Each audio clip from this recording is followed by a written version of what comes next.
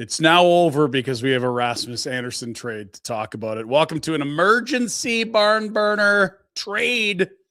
Breaking news. Ryan Pinder alongside producer Jack. Jack, I hope you weren't enjoying the football. The good news is that the play of Drake May and CJ Stroud was almost unwatchable. So the timing's okay, I think. We have a trade, and it is Rasmus Andersson. The longer things hung around with Boston and didn't get done, the more it sort of felt like it's going to be fucking Vegas, isn't it? And sure enough, it is Rasmus Andersson off to the Vegas Golden Knights. Let's take a look at the deal and slowly start to digest exactly what the Calgary Flames get in return for Rasmus Andersson. Rasmus, of course, in the final year of a contract, paying him $4.55 million. We can tell you the Calgary Flames are retaining half the salary on Rasmus. That makes him what, like a $2.3 million player or something like that? Less than that. That's crazy. But it's just for this year, obviously, as he's a free agent this summer. This is not a deal with an extension. Vegas probably confident they can get an extension, given that they did quite easily with Noah Hannafin after being traded. And to the Calgary Flames, they get the first-round selection of the Vegas Golden Knights next year. That is a 2027 first. They also get a 2027 second that will turn into a first-round pick should Vegas win the Cup this season. Also, they get prospect Abram Wiebe, who is playing at North Dakota, former Chilliwack Bruin, and a big left shot D. And Zach Whitecloud, the 29-year-old defenseman, he is in year 4 of 6. So you have this year plus 2 more with Zach Whitecloud, who plays a physical style of play. Certainly not a star player, but a roster player indeed.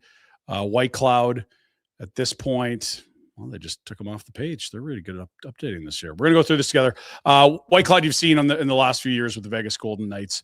Certainly not a star, but indeed a roster player. You can see last season, 13 points in 74 games. He's a third-pair guy for Vegas. And, it's a part to come back that's a veteran. And if you're the Calgary Flames pretending you're going to make a run at the playoffs this year, that's probably fine. It's another right shot D, which does feel like they're jammed up a bit. But make no mistake, this is not about Zach Whitecloud. That's about a veteran defenseman coming back and probably making some salary room for the Vegas Golden Knights as well, if they're intent on signing Rasmus Andersson. Okay, so lots to get through here. We're probably going to have Boomer join us at some point. We'll see if we can't get some other Flames Nation nerds into the mix as well. I know Bobby Germany, Mike Gould, amongst others, would be keen to chime in on the deal we've been waiting for. I will say this. I'm seeing a lot of negative reaction about this deal, and I get it. Like, people have expectations for trades, but if you were told that Rasmus Andersson would be traded as a rental and you got a first, a second that conditionally could become a first, as well as a roster player and a college prospect, would you be happy with that return? Because that's probably 3 or 4 times the value they got for Chris Tanev, who left as a rental right shot defenseman. And it's, I would suggest, worlds more than they got for Nikita Zadorov, who's not a great comp for Rasmus. But, it's more than the Bruins gave up for Brandon Carlo last year. It's a first and a second and a roster player and a prospect. And for a rental, that feels like a haul. I think what probably has people in their feels is that this doesn't feel like a rental, does it? It feels like Vegas is just going to extend him. And if that's the case, then you wonder about, okay, if you knew Vegas was going to sign him anyway, could you get a bigger haul than this? And again, I don't claim to be an expert on Abram Wiebe. But, now we're all going to look and say, who the hell is this guy? What's he all about? You've seen Zach Whitecloud. He's absolutely an NHL defenseman. I don't know why they're keen on another righty. You've already got Mackenzie Weegar on the right. You've already got Brestevich on the right. You've got Pahal on the right. You've got Zane Parekh on the right. They had 5 right shot defensemen until today, and then they still have 5 because they moved Rasmus out and they bring Zach Whitecloud in. It doesn't really open a spot on the right side for the Flames. If they want to create room on the right, sure, you could slide Mackenzie Weegar over the left side. But 29 is Whitecloud. He's 6'2", 220. That is a big right shot D. This feels like Braden Pahal should be getting nervous here. This is probably a better version of Braden Pahal. He hails from Brandon, Manitoba, but played his minor hockey in Yellowknife. And, played at college. Career high of 8 goals. And he's played, this is his 6th full NHL season with Vegas. He now becomes a Calgary Flame. Let's get right to comments, Jack, because, look, I'm not going to pretend to be the Abram Wiebe expert. We've all seen Zach Whitecloud in action, and we don't know where these picks are going to be. But again, the Flames now hold the Vegas Golden Knights first rounder this year in 2026 for the Noah Hannafin deal. They hold Vegas Golden Knights first next year in 2027 for this Rasmus Andersson trade. And on top of that, they also hold a second rounder of the Vegas Golden Knights in 2027, which, should they win the cup this year, and if Flame fans, you want some skin in the game, you've got some now. At the beginning of the year, you would not have been cheering for Vegas to win the cup because you hold their pick this year. But now that you could get another first-round pick and have 3 consecutive Vegas Golden Knights picks if they win the Stanley Cup, there's going to be some Flames fans rocking the Vegas Silks this year. Let's get to some comments, and we'll read through them right now, Jack, if you can do that. Yeah, I got the comments on the screen. We got our first guest joining us. It's Ryan Pike. All right. Let's get right to it. Ryan Pike is at the Scotiabank Saddledome across from the beautiful new arena. Pike, immediate reaction to the trade, a first, a conditional second that could become a first, right shot D-man Zach Whitecloud, and prospect Abram Wiebe for Rasmus Andersson at half retention. Well, the apparent price tag, the asking price for the Flames, was the equivalent of 2 first-round picks. And for a guy that is not extended, and a guy who's half retained, they got a first, definitely a second, a guy who's at the very least a decent college prospect. And my guess is to help make the money work, Whitecloud was probably how that came through. But Whitecloud, if the idea is you don't want the team to completely hit the ditch, Whitecloud allows you some insulation for some of your younger defensemen. He's someone that you can move. He's on a fairly cost-effective deal for what he is. And he's someone who's a rock-solid defender. I mean, I can't say anything bad about Zach Whitecloud's game. He's not spectacular, but he's a good all-around defender. He can slot wherever you need him to. You could argue, to some extent, he's sort of a right-shot Joel Hanley in that he's really steady, and having a couple of those guys in your group, you probably don't feel too bad about. I think the challenge here is, if you're the Flames, the numbers game, assuming nothing else happens, which who the hell knows, Hunter Brzustevich probably ends up migrating back to the Wranglers for the time being, based on the numbers game. But I mean, the Flames have some, they still have money to work with. I think they gained like $475,000 in cap hits in this transaction. They had the better part of $18 million and change. So they still have a lot of flexibility. And now they have even more draft picks. They have 2 firsts in this year's draft. They have 2 firsts in next year's draft. Potentially, if Vegas goes on a run, they have potentially 2 picks in the 2028 draft. And if you're the Flames, if you think you can turn this thing around quickly with a high-end player in the draft or 2 this coming year, you can use those picks to improve your team immediately. If not, you have some ammunition in some future drafts. So, I mean, if you want to maintain as much flexibility as you can, cap-wise, roster-wise, draft-wise, it's hard to really nitpick this trade, because I think they did a lot of little things well with it. Of note for Whitecloud, he's playing a career high 1846 a night. Actually, that's not true. 21-22 played 1848, but essentially mirroring career highs in ice time per game. If you called him an equivalent to Joel Hanley, I'd push back and say, well, he's bigger. He's probably playing a touch more, and he's not a guy that's going to see waivers like Hanley did, which is how you got him. Not to diminish what Joel Hanley is, but I almost wonder, with the number of righties they have, if you don't immediately turn around and move Zach Whitecloud with the number of righties they have. It's a possibility, or you can move Mackenzie Weegar over to his left side, and then maybe that drops Kuznetsov down to the third pairing, and maybe Hanley becomes more of a spare body. At that point, I think if your third pairing includes and Kuznetsov, you feel really good about your depth. And so I think, the question is like, okay, who does Kevin Ball play with on Monday? I don't know. Do you keep, like, Kuznetsov and Uyghur have been really good together. We haven't really seen Kevin Ball with anyone but Rasmus Andersson outside of a handful of games. So I think there's some questions. What do you do there?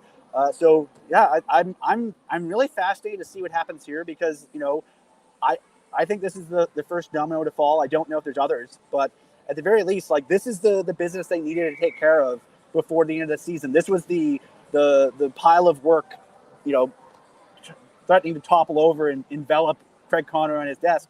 And now with 3 weeks left of the Olympics, 2.5 weeks, I think the roster freezes on the 4th. They basically got their business done with a little bit less than 3 weeks to spare. And so it gives them a lot of breathing room. And I think, like you said, Whitecloud, someone potentially a contender might like. Maybe you see, maybe you don't. I really like Joel Hanley potentially. Like, if you're a championship team, you need 1,000 defensemen. Maybe Joel Hanley's something that a contender would like, especially with a lower cap hit than Zach Whitecloud has. So yeah, there's a lot of things to wrap your head around. But on first blush, I mean, I think they did what they needed to do, and I think they got the return they needed to get for this kind of asset. Last one for you, because we got Boomer about to jump in. Reading the tea leaves and the sources that you have, what happened with Boston? The rumored package was a first. Mason Lohrei, as well as Matthew Poitras, who's in the American League this year. I don't know which package is better and or worse, but it felt like that was close to crossing the line. What intel do you have on why that deal didn't get done? I would guess that they were talking extension and couldn't come to terms. And then when you're like, okay, here's just reading the tea leaves. I think we heard Brad Treliving use this phrase all the time. Parallel paths. You're exploring a series of trade possibilities where they say, screw it, we'll worry about extension later. We just want the player for our run right now. And in which case, for those guys, you'd really be concerned about how do you fit him under the cap and how do you make sure that the compensation for the player and for retention is commensurate. And then you have a few teams that are probably like, we love Rasmus Andersson, we want him here forever, and we won't do anything. We won't pay the price that you want without the extension. My guess is Boston was on the extension or bust path, and when they couldn't quite reach an agreement with the Anderson camp on exactly what that looked like, it probably turned to dust, and then they pivoted to everyone's favorite trade partner, the Vegas Golden Knights. Piker, thank you. Might bring you back later, but I think we got the Boom Cat ready to jump in. So appreciate you. I'm going to be here for a while by the sounds of it, so I'll see you later. Send Boomer my love. All right. Thanks, buddy. Okay, there's Ryan Pike live from the Saddle Dome as the Vegas Golden Knights have acquired Rasmus Andersson, half retained for the remainder of his final year of his contract. He is traded as a rental by the Calgary Flames. We'll see whether he does get extended or not by the Vegas Golden Knights. Again, the return, a 2027 first-round selection of the Golden Knights. The Flames already have their first-rounder this year. They now have it next year, and a second-rounder next year that if they win the Cup this spring, will turn into another first-rounder. Likely the 2028 first round would be how that typically would augment a conditional pick being turned into a first. On top of that, it's Zach Whitecloud, a 29-year-old right-shot defenseman who's playing almost 19 minutes a night. Big, physical, and a college prospect, Abram Wiebe, who's playing at North Dakota, 6'3", and it's got some bulk to him as well, over 200 pounds. Above a half point per game as a left shot defenseman at one of the better collegiate programs in all of college hockey. Let's welcome in a man in his fireplace. Sorry to ruin your weekend, Dean. How are you? There we go. Say home studio. I'm all rusty. I'm all rusty from my trips to Marteloup. I'm all right. So we're off tomorrow. Is that how it works? As long as we fill enough air today, I feel like that's a tap in, right? Yeah. Well, I mean, I got in for the last few minutes of Piker there as you kind of walk through his thoughts, and that you get the deal done, and there's just going to be a lot of questions. So what was it about this deal that Conroy liked? Could you have kicked it down the road a little bit? Should you have waited? Why now? Who are these guys?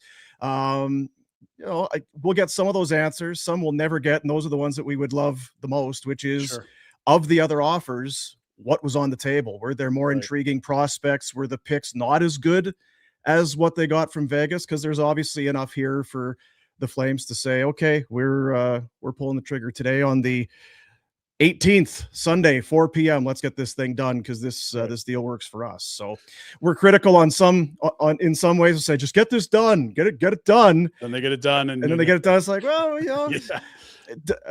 Does it kind of have that feeling to you, or are you happy with the return? You know what? I am curious about the timing. I don't mind the return. Like, if you had told me at the beginning of the year they would move Rasmus as a rental, what would I expect the return to be? I would have taken the under on a first, a second, a roster player, and a prospect who I don't know how we'd grade at this point, and maybe nothing or maybe something. But if it was just going to be a rental, you're thinking, well, they basically just got a first for Hanifin, because Miro is kind of a B- or C+ intriguing project at that point.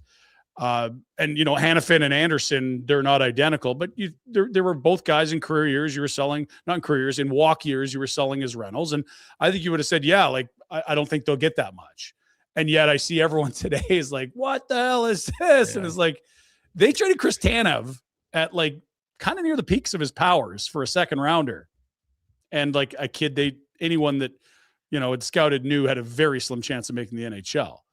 This is a significantly way bigger haul than that, just with the picks alone. Yeah. Like, if you think about a second versus a first and a second that has a condition that could turn it into a first, plus a roster player who is an NHLer and a good one in the sense that he's playing a big set of minutes, call him a 4, 5, 6 with the Vegas Golden Knights over the course of his 6 years there.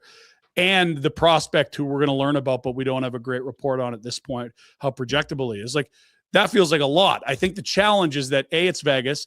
B, you have all these conversations about extensions. He's not extended. And C, you expect Vegas to extend him, don't you? That's the thing. I was just going to say, the thing with Vegas, it's like maybe if you were in high school or when you were younger and you broke up with your girlfriend and, she was around one of your buddies. Like, oh, no, they're not going to get together. They're just friends. They're just friends. No. They say, oh, see? They are together now. They are dating. I kind of figured. For Kelly McCrimmon and the Vegas Golden Knights, why pay for an extension when they don't have to? You hate being on this end of it. Again, the same thing with Hanifin. Pending UFA. Well, if you get a contract, we're going to need more. Okay, then we won't get a contract. Wink, wink, nudge, nudge. Yeah. Is there anybody out there that really believes Rasmus doesn't sign an extension? They'll just have to be. It's probably signed already. They'll just need to kind of be cute about not being. How soon before it's insulting to announce an extension for Andersson for Vegas? Well, and look, like, agents aren't dumb. If you're Claude Lemieux and your player says, okay, I will sign in Boston, but my preference is here, you can not tamper and figure out exactly what the money is. Like, oh, hey, Kelly, it's Claude, wondering what you think maybe a 24-minute-a-night right shot defenseman, 29 years old, would be worth on the open market this summer. Like, you can talk without tampering, but it kind of has, maybe it's my roots is a Blue Jays fan. It feels like the fucking Dodgers. Like, you have all these teams like Detroit's going to give you this kid, and Boston's going to give you this kid, and Ottawa's interested. And Carolina, you can't rate them off. Dallas, he's a great fan. He's like, fucking Vegas at the very end sneaks in and does it, just like the Dodgers. And you know what? And then if you go another level further, and it's not to pick apart this deal because we will get into it, but what did Vegas give up, if we want to look at it that way? Now, Zach Whitecloud is a guy that grew up in Brandon, played his junior elsewhere, but played his, AAA, his bantam at this time, Pee Wee bantam, that sort of thing in Brandon. Kelly McCrimmon, owner of the Wheat Kings at that time, would have been very familiar with this young man. Mm-hmm. He then goes the Manitoba Junior Hockey League route, goes to Bemidji for a couple of years, is undrafted, and then, pops up in Vegas and signs an entry-level deal, and then kind of kicks it. Oh, guy can really play, and then gets himself a nice contract. So in that respect, it's a roster player, but for McCrimmon, it's found money. This is a guy we found. The Abram Wiebe is a 7th rounder from 2022, and picks be damned if they win the cup, it's all worth it, right? It's another first round pick, but it's it's down the road. That's Zach Whitecloud's 29, but he's not a prospect, right? Like, no. He's Rasmus's age. Yeah, he's not a first and a prospect, and I guess we'll find out about Abram Wiebe, but he's 22, right? He's longer in the tooth already for a guy that you would consider to be a prospect. He's not an A prospect for sure. Yeah. So this, a B or a C is the question. Yeah. Yeah, so this is about in some ways it's a warm body. It's interesting. I hadn't thought about it. Of course, your head gets the spinning. Is there a chance that they spin off Zach Whitecloud in another deal? I don't know. It's not like you talk about it all the time. They've got all these right shot D. Only a few of them at the top of that list are really NHL caliber guys that you would be happy trotting out there for more than 14 minutes a night kind of thing. Weeks is a very good guy, and the rest, it's like, well, you got two young kids, you don't know what they are, and Brestevich and Perek. Brestevich has looked great, but early returns. And Pahal's clearly a third pair right shot guy, and he's going to be the guy that, if you're trying to ice your best lineup, I think he's eating popcorn because Brestevich has had him in the rafters. Yeah, they've really shown. It's not even that they don't like him, but if there's an opportunity and they need to scratch somebody, it's Pahal. They have he seems to be at the back end of that list. So with Whitecloud, it's 2.75. So the contract's tremendous. He's got 2 years left. Of course, he was part of that cup winning team back in 2023. With Hannafin missing time, he's actually led them in ice time on the back end in terms of total minutes played. But everything I know about him, he's a great kid. He's a great person. 29, he's not a kid anymore. So it then becomes, so they've got this pick this year for 26 from the Hannafin deal, and then the next one goes down. And then how do they get another first? Well, if they win the cup, well, then they'd be a 2028 first round pick. They'd have a 26, 27, 28 first rounder of the Vegas Golden Knights if they win. And that's 3 first rounders over the course of 2 deals. But again, that means you're going to have to beat Edmonton in the Pacific, and then whoever comes out of the Central, which right now Colorado looks like a league better, right? Like if it was a conference final, I like this deal a lot more because who's beating Colorado right now? I don't know. How do you feel about the retention? I'm just kind of watching our chat. I mean, it's something you charge for. So if the deal was less without it, okay. But I mean, we've seen, I guess, a hesitance to do it from this organization, and now all of a sudden we need the chat up. I was just, there's some. They did it with Markstrom, right? Yeah, because you think about it. Okay, so there was no extension, so you didn't get paid for that, but you also gave retention. We're talking about less than half of a season of retention. It's probably $1 million. That's about but like you say, it's something that has a price. So if there's no retention, what does the deal look like? Is the second? Is it a fourth? Maybe it's the prospect. Who knows? Yeah. Maybe it's a third to a second. But again, like I think people's resting position with this management team right now is like, don't trust what's happening there. We have the Rebiggle shirts. Those are selling for a reason. There's, generally speaking, a lack of trust in what a plan is there and what that plan may or may not look like compared to what they're actually saying. And I think this deal is going to get negative reaction because a lot of people's emotions are there. But again, it's a rental and you're getting a first and a second and a roster player that is a valuable asset at his cap hit in the NHL and a prospect who may or may not ever play. Yeah. That's not a bad return for a rental. Like, it's not. It's not. Is it the haul that you were hoping with an extension? Probably not. If Vegas wins the cup, it is. But like, to suggest that this is way light, I don't get it. Like, we've seen really good defensemen not get a first at some deadlines. And now you're getting a first and a second and people want to poo-poo it. And I get it. It's going to be a late first this year, unless Vegas stubs their toe. And it probably is going to be a late first in 2027. But, that's you got Gridden late in the first. That's okay. Like, you just have to hit on these damn picks, whether they're, pick 14, 18, 24, or 32. Yeah, it's you look at, because I was just kind of jotting notes down. You think about it. So guessing on what the Boston deal would have been, and we kind of, whether or not there was any legitimacy to what we heard about the Detroit package of a first and the former first rounder. I wonder if for the Flames, they looked at it and said, so here's the first round, regardless of what it is. If it's a Detroit or a Boston or a Vegas, it's in the bottom half of the first round. Okay, considerably, especially if they're adding Rasmus. They're playoff teams and they're expecting to go far. So we're going to be seeing a pick near the end of the first round or somewhere in there. And then the second round, I wonder if they looked at it and just the prospects they were being offered. I wonder if they looked at that second and said, we're going to get more. We have more value in that second than maybe some of these prospects that they're being offered. Like, we don't know if Danielson was ever on the table from Detroit. That was the rumor. But I wonder if they look at it and say, that gives us another second. Can we package 2 seconds to get into another late first? Can we do something with that second, which is in the end more valuable than what this prospect would be? And we say it all the time. When teams are willing to walk away from players, why is that? I wonder if they just cash in the hand is better than cash that's already been spent by somebody else, if that makes sense. My fear on this, and this isn't what I think happened, but if you want to hear what I'm afraid happened, it would be that they got far down the road with Boston. They thought they had a deal done. It fell apart for whatever reason, whether that was internal bickering, an extension not getting done, Boston getting cold feet, whatever. And then they're like, shit, we've had this guy on trade watch. He's waving bye to the fans. Like, we got to just get this done rather than wait until, let's call it the Feb 5 Olympic freeze. Because you did have another 2 weeks until that freeze, if my math is correct. Like, it seemed to be moving very quickly towards a conclusion, and maybe they just felt like, let's just get this over with. But again, that is not what I think happened. That is, if you really wanted to place a lot of stock in this management team is dysfunctional, they screwed this up, you could tell yourself that story, I suppose. Watching the scene from the Dome yesterday with Andersson, the end of the game, sticks in the air, kind of him, looking around the building. It very much felt like it was the last game. I think there is something to it, and it's not to say you take a worse deal just to get it done. At some point, you know what we've said, credit to Rasmus Andersson. He's been great. It's not been a distraction. If it gets into this week, it's a distraction now. Right. Where is this the last game? Because already yesterday, should he play? Should he not play? Why is he playing? And very truly, he could get hurt, and then it does affect the trade.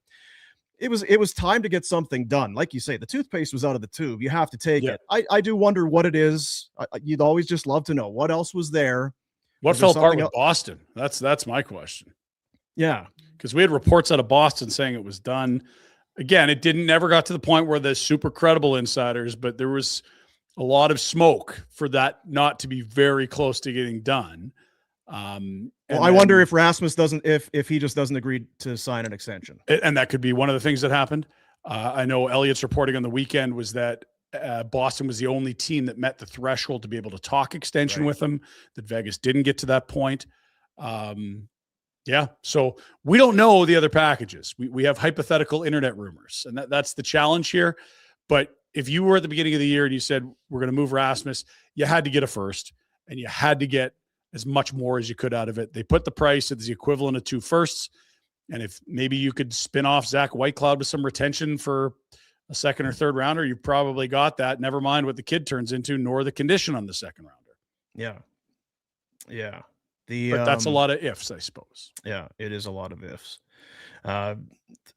You start to go to work and figure out what the Wiebe kid is out of North Dakota. I mean, you follow the college level closer than I do. If you're a 22-year-old defenseman who's half a point a game, how does that usually? I don't know. Yeah, like I'll go to the hockey prospecting website, but I mean, you're absolutely less than a 50-50 of being an NHLer. I mean, shit, you get to the end of the first round, you're less than 50% of being an NHLer. So I'll take a look at the probabilities, but you're not just taking a guy blind. You're obviously watching North Dakota a shit ton this year with Verhoff being there. You've also got Reshny there. You've probably watched this kid more than most front offices because you're going to be in that Verhoff area in the draft. You've seen the kid play a ton, I imagine. So they probably like him. But that said, doesn't mean he's going to be an NHL player nor an NHL star. But it's someone that I would believe they've had a ton of viewings of, given that he's on that team that's getting so many scouts watching it this year. And my guess there would be probably a 2022 draft that he's an unsigned. You can't be playing in college if you're signed. So anyone that's playing in college is unsigned. Yeah. I guess would have one more year eligible to return to college.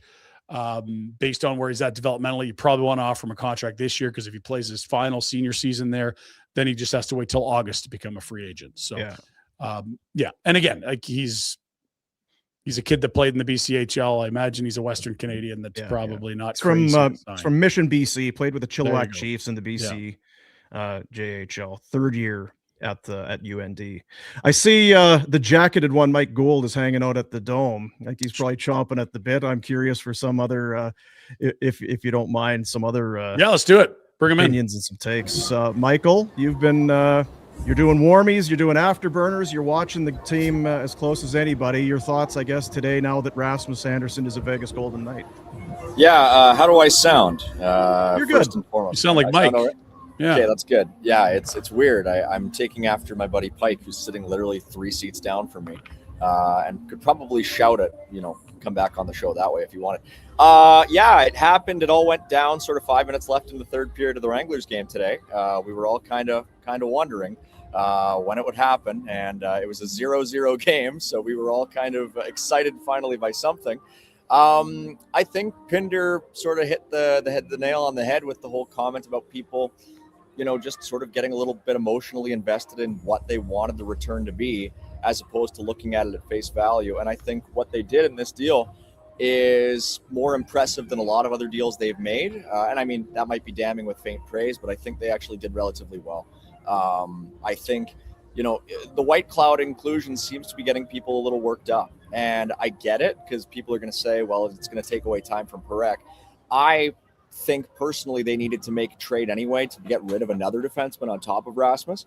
And I would expect now, certainly there's a bit more of an impetus to do that because they've got a lot of guys. And if I'm Joel Hanley or Braden Bahal, I might be sitting here saying, time to get out of Dodge at a certain point. So, but ultimately I think they did fine. I'm pretty impressed actually, especially given that there's no extension in place. I mean, on paper at this point. Yeah.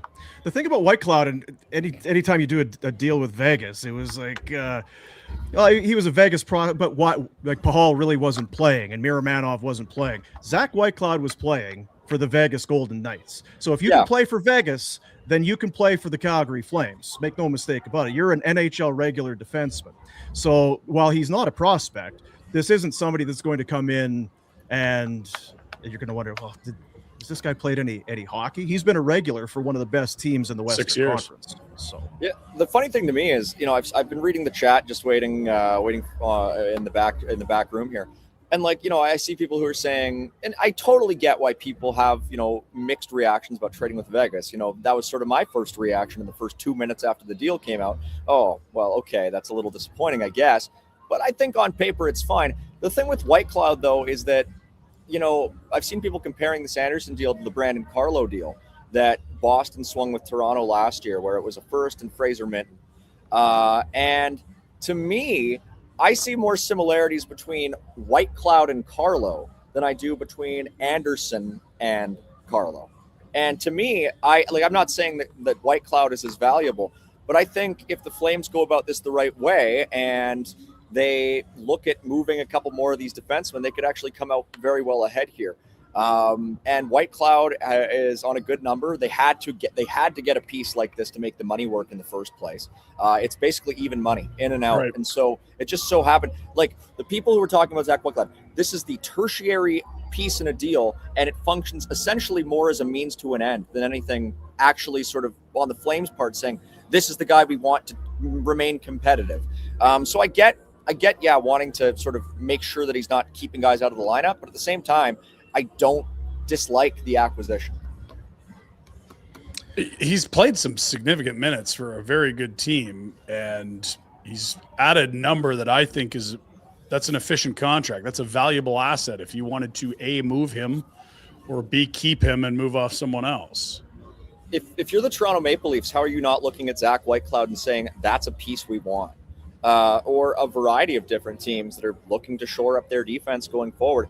Again, the Flames are in a spot here where even if they don't bring Zane Parekh back up, which by all indications they will, they still have too many defensemen.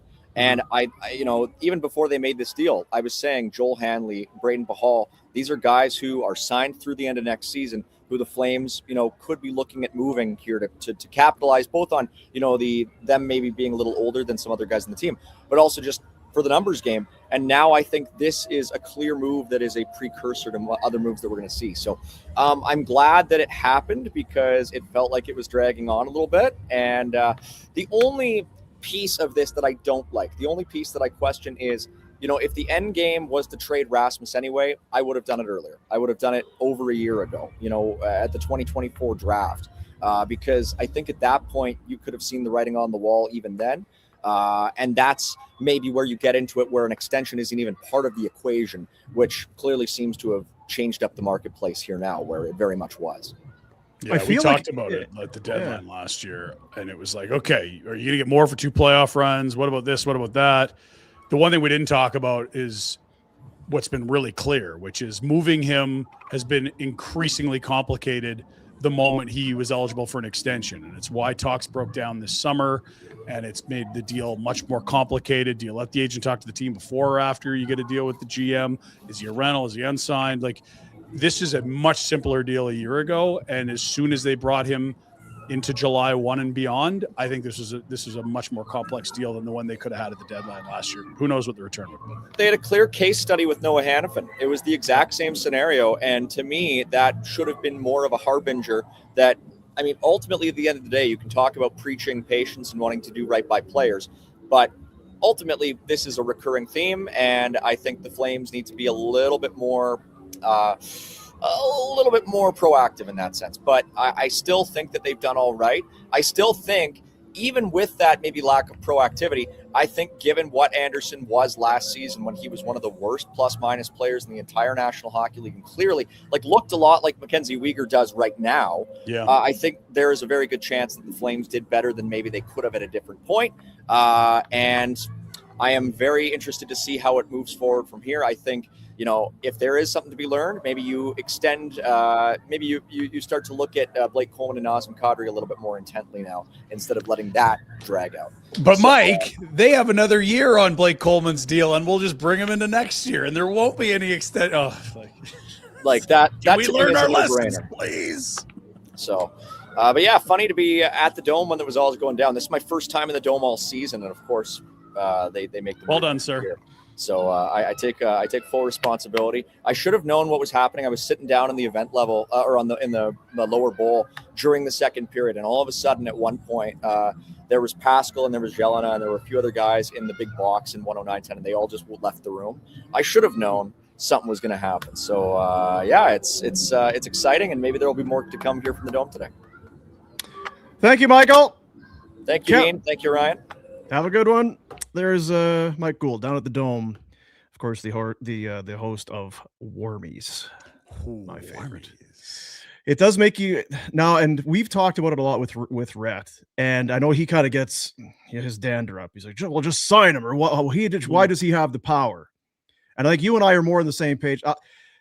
Trade him, but you cannot be angry at him for not signing a 8-year extension or a 7-year extension so that your return is better. You'd love it if you're a Flames fan. You'd love that to be the case, but you can't begrudge him for not doing it. And I have to wonder if that's, in the end, that was what happened in Boston. And you go back to last year. Remember, Drager told us, he's like, there was a deal. Like, your eyes would have glazed over if you'd have seen the return coming from the LA Kings. But Rasmus wouldn't sign an extension. So I get why, when you hear that, if you're a fan, you're like, son of a bitch. Like, what was it? How good could it have been? Yeah. You can't force a guy to sign another 6-7 years of his life so that they get a better prospect or a higher pick. Well, here's the thing. If you want to trade a guy without the extension, you have to do it last deadline. Like, no one is even allowed to talk extension. Like, you chose a more complicated route. You had the ability to trade him without any circus of an extension, which allows the agent and the player a ton of leverage. He's got a 6-team no trade. I don't even believe Vegas or the LA Kings was on that list. He just wasn't willing to extend. Yeah. If you traded him at last year's deadline, there is zero conversation about an extension. You're buying an asset that's got a year and a half left. End of conversation. Yeah. And they're going to probably talk and convince themselves into keeping Blake Coleman into his last year. It's like, I get he's older, but again, I know, and we've talked about it, and when a guy's in his last year. Yeah, how I feel about it, and it's only because it's all they've ever done is until they're really kind of up against it. Now, this deal, it's mid-January essentially. It's early in terms of the trade deadline, but I think that the Olympic roster freeze played a part in that. I don't know if we're here today if there is no Olympic roster freeze. I agree with that. And And I'm with you. I think something they must have been close, and Rasmus just that maybe he decides, well, no, I'm not gonna sign. And that's like, well, if we can't continue to drag this out. Maybe you can. Maybe Vegas would have. Maybe other teams would have. But the sense seems to me, at least, seems to be to just get the deal done. And I get why. I think people are kind of chafed about it. Yep. You know, by the time this pick shows up, and if they use it in 2027, the first rounder, Rasmus is going to be another year and a half older. Like Rasmus today is a tremendous hockey player, and he's going to be very good for the Golden Knights. Yeah. And it's hard to kind of take that step back away and say, this draft pick, whoever they pick in 2027 is going to be a first rounder. Rasmus is going to be 33, 34. You're going to look back, and I feel like there's an opportunity. It was a good deal. You right? But it's just right now, because the player coming back is 29 and he's a defenseman that isn't as good as the one you're giving up. And draft picks are kind of like, it's like getting a gift card at Christmas. It's like, eventually it'll probably be good, but right now it's just a piece of plastic in a box. Yeah. It's not very exciting.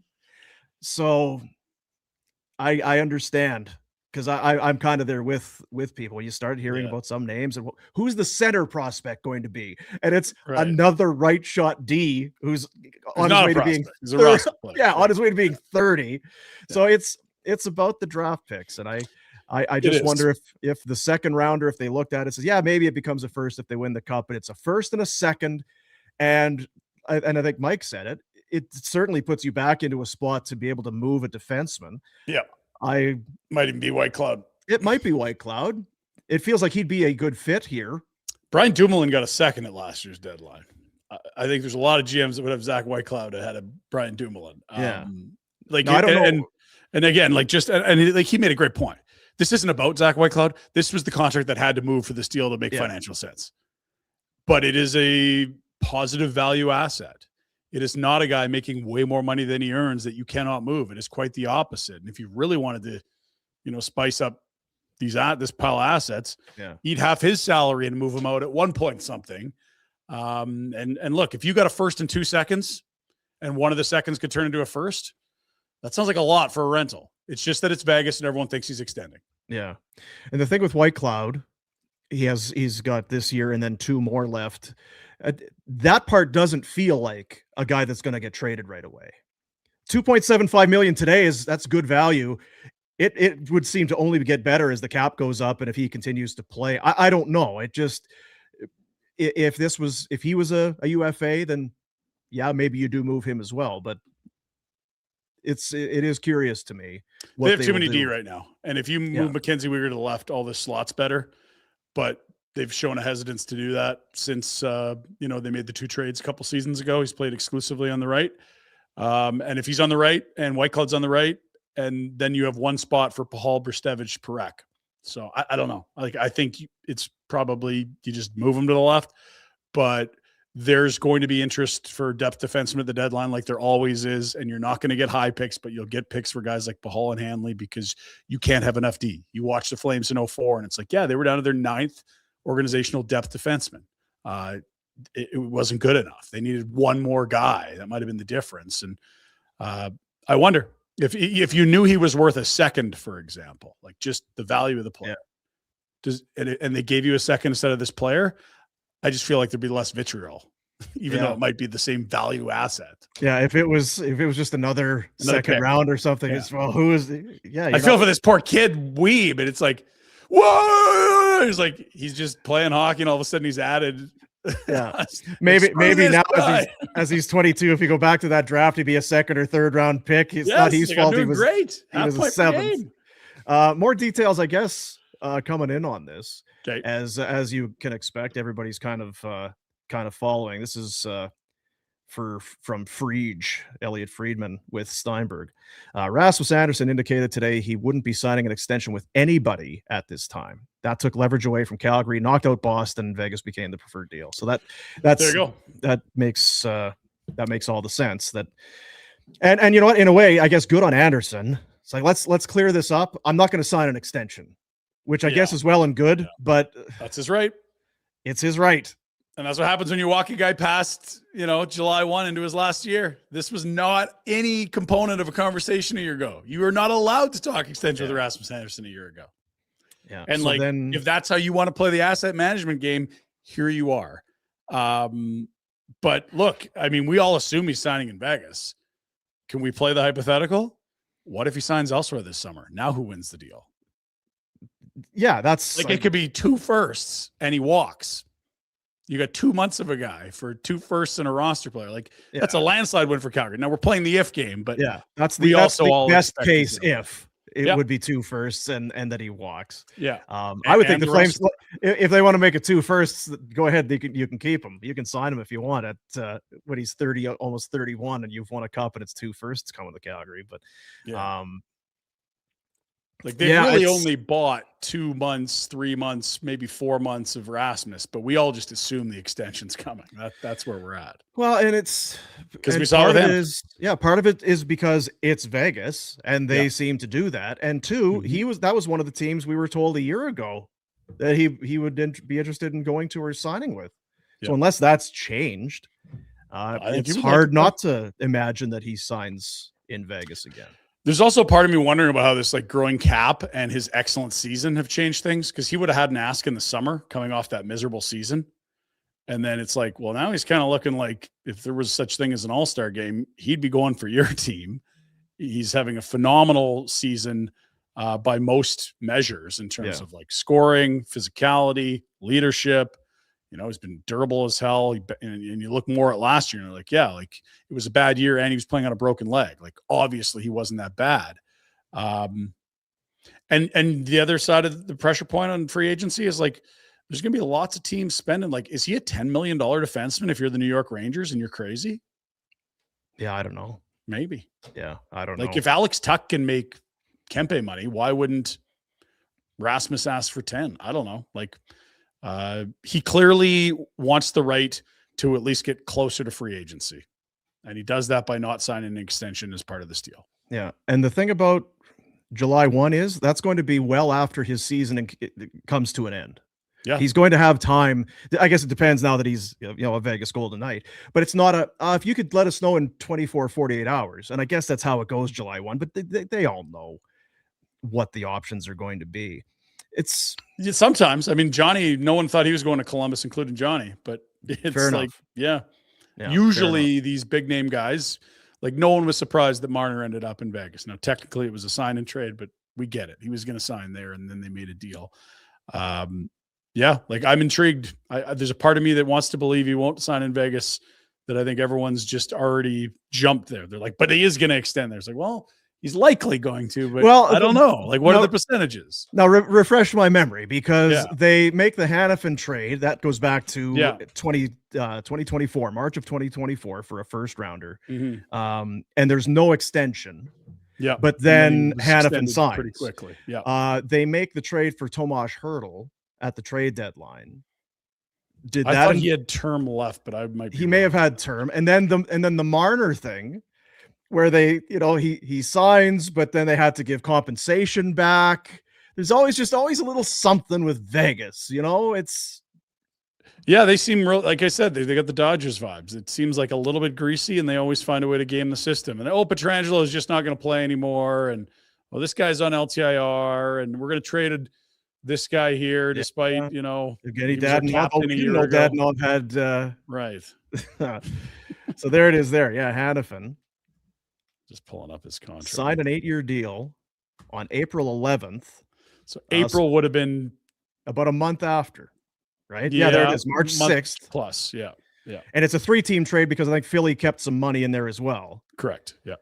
And then a little over a month later, what's the over-under? When does Rasmus sign? Before or after April 11th? That'll be the, or I guess whatever that is, a month and 5 days. After this trade is done. I believe, if I'm correct, because they've acquired him now, they can offer that 8th year, which will theoretically help them lower that AAV if that's what they're inclined to do. They clearly like the player. I think he's having a great year. He's going to help the team a lot. And maybe, just maybe, Dean, it's not this trade, but it's the teams they beat along the way that could be the winner in this deal. It feels like they're on a collision course with the Oilers. But then yes, there's that. And if you want to beat some of the it's like, well, you're now, for every Vegas win they get, makes this year's first rounder worse. Yeah. So you've effectively right, you're sewering your own first rounder that's coming back to you if Andersson leads them to more wins. Now, if you can turn a second into a first, then that's worth it. But if they're just going to lose to Colorado anyway, it's like, fuck. Yeah. Right. You have to admire the ruthlessness with which yes. they operate. Yeah. And I guess when you have the bankroll and the building and the city and the taxes and the climate, and you have all that, you can strut around a little bit, puff your chest out a little bit more. You have that kind of swagger because of everything that's involved, but they don't give a shit about anybody's feelings nor the rules. Yeah. They whatever. Oh, well, yeah. Gosh, like wait for them. I'm surprised in a way they've not done any offer sheets, because it seems like if there's a team that wouldn't care about offer sheeting a player, it would be Vegas. Take the picks. We don't care. We'll take the player. Oh, you may not deal with us down the road. Who gives a bleep? Yeah. And again, we kept, when we saw the deal for Hanifin, you're like, well, that's 3 years down the road. That's a long way. Maybe they're getting old by then. No, they've gone and got Marner, and they, put Pietrangelo out to pasture and are using his cap space elsewhere, and on and on and on. It's impressive what they've been able to do. And to your point, it's based on a pedigree of only winning and a really desirable place to be. And when does the Mark Stone thing happen? Does that, because he can't do it now because he's going to the Olympics. If he gets hurt now, they'll have to have a replacement at the Olympics. New rules. You have to be cap compliant in the playoffs. Right. And they need Mark Stone in the playoffs. Yeah. So that won't be happening. Yeah. So he's, I do wonder about the cap compliancy with, if it's half retained, I guess Rasmus would only count as half for the playoffs. That would make sense. Anyway,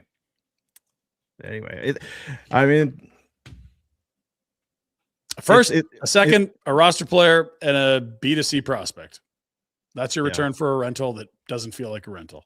Yeah. 4 assets for Rasmus Andersson. One of them is a first, and one of them is, worst case, a second. Yeah. That can become a first. Some super chats and stuff have been coming in. We can bang away at some of those. And it's a lot of. This is from Daniel Inferno. 5 is that euros? Yeah. This trade smells like a rotten bean salad. I see. Beans salad. Got it. Bean salad. I don't know that it does. I get that there's disappointment. I don't think that anybody's going to look at this and say that the Flames got fleeced. It's just not that type of a deal. You can want more, and we talk about it all the time. Careful how much you value your guys. This isn't Quinn Hughes. It is Rasmus Andersson. Yeah. Right? This is not a Norris Trophy guy. This is not a Hart Trophy guy. This is a very good defenseman, but he's a 29-year-old on an expiring contract who's very good, but not great. You got a first and a second, and it's okay to be disappointed, but it's not. I don't think it's being salad. Again, if we told you in the summer they'd move him as a rental, and you got a first, a second, a roster player, and a kid who we don't know how good he is, people are getting mad that I'm assigning letters. I don't know what letter he is. That's the point. That actually, stripped back, sounds like a pretty damn good deal on a rental. It's just that it doesn't feel like a rental. Again, repeating myself. Right. Sorry. What else we got? Another one coming in. Scotty. Another underwhelming return for Conroy. We'll see. That is the challenge with all these deals, is that you don't get to see what the picks are until they're made. Like Rhett panned the Lindholm deal pretty hard for a while, and now you see Brstevich and Gridden, and you're like, holy shit, that was a haul. Like, it does take years, right? And those guys are just in their infancy of becoming NHLers. What it does too. And again, I'm not carrying water, and people are kind of saying that they're accusing you of being optimistic. I've been known to be a water toter for the Calgary Flames, Dean. I've got a long track record of just, blindly supporting what the Flames do. And I'm very hesitant to say anything critical of the team. So that would check out. Right. You don't need to use these picks at the draft. You can use them to trade. We saw what Montreal traded 2 firsts for Noah Dobson. Not to say that's the type of move, but teams, it's a first rounder for other teams too. If you trade them to them, they get to use them at the draft, and they're getting to the point now. They're getting a lot of draft picks. They have 2 this year. They have 2 in 27, and they might have 2 in 28. They have 1 for sure in 28. And they have not moved Kadri or Coleman, or even talked about Fairby or any other guys. Like, if you could end up with essentially 6 first rounders the next 3 years, they're at 5. Like, that's kind of what a rebuild is. You just have to hit on these picks. I don't think it's a bad return. Like, is it overwhelming slam dunk? No, but he's a rental at this point. Like, did you expect multiple firsts with no conditions for a rental? Like, when have we seen that? When have we seen that? 2 firsts for a rental? Yeah, but it's not 2 firsts, right? Like, no. That's what I'm saying is that, like, were people expecting that? But even this isn't much later than that. Even, I mean, I'll be honest, this doesn't have the same whoop as the Elias Lindholm return from Vancouver does. You were intrigued by Brestevich as a young kid. Okay, well, look, he's in the Ontario League, big points. He was there was that plus the pick. Well, and I think Kuzmenko was a big part of that too, because he had a 39 goal campaign the year prior. But yeah, like, it doesn't have the same pop. And I think there's also a lot more animosity towards this front office than there was back then too. That plays our role. Yeah. Yeah. What we really need is to hear that certain people in management got in the way of a different deal, and then we can really. I don't think we need shake our fists. We've got enough. I feel like this has enough feel to it. If you want to get on, we're super chatting. Little donation. We donate the money to the Youth Centers of Calgary. We'll get you on. There's something. $7. The rebiggle begins. Hope Raz helps Vegas beat the Oiler greasers out and win up. Good return, in my opinion. Now trade Uyghur and fire Maloney. Mission McKenna 2026. Don't need to fire anybody. You can trade guys if you want. If they, above all else, beat the Oilers. But I feel like Vegas is going to be a good spot for Ras. Is he going to play with Noah? Sure, or not. Either way, they could feel free to play better than they did against the Oilers in 22. Oh. Yeah.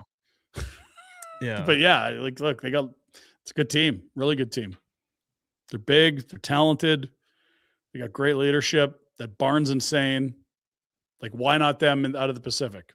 I'm just going to throw this one up here. I expected a late first and at least a B+ prospect for a guy that any team could slot in as their second or third D. So you got the late first.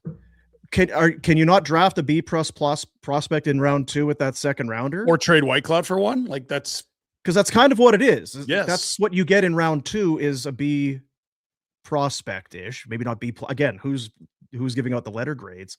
Yeah. If this wasn't.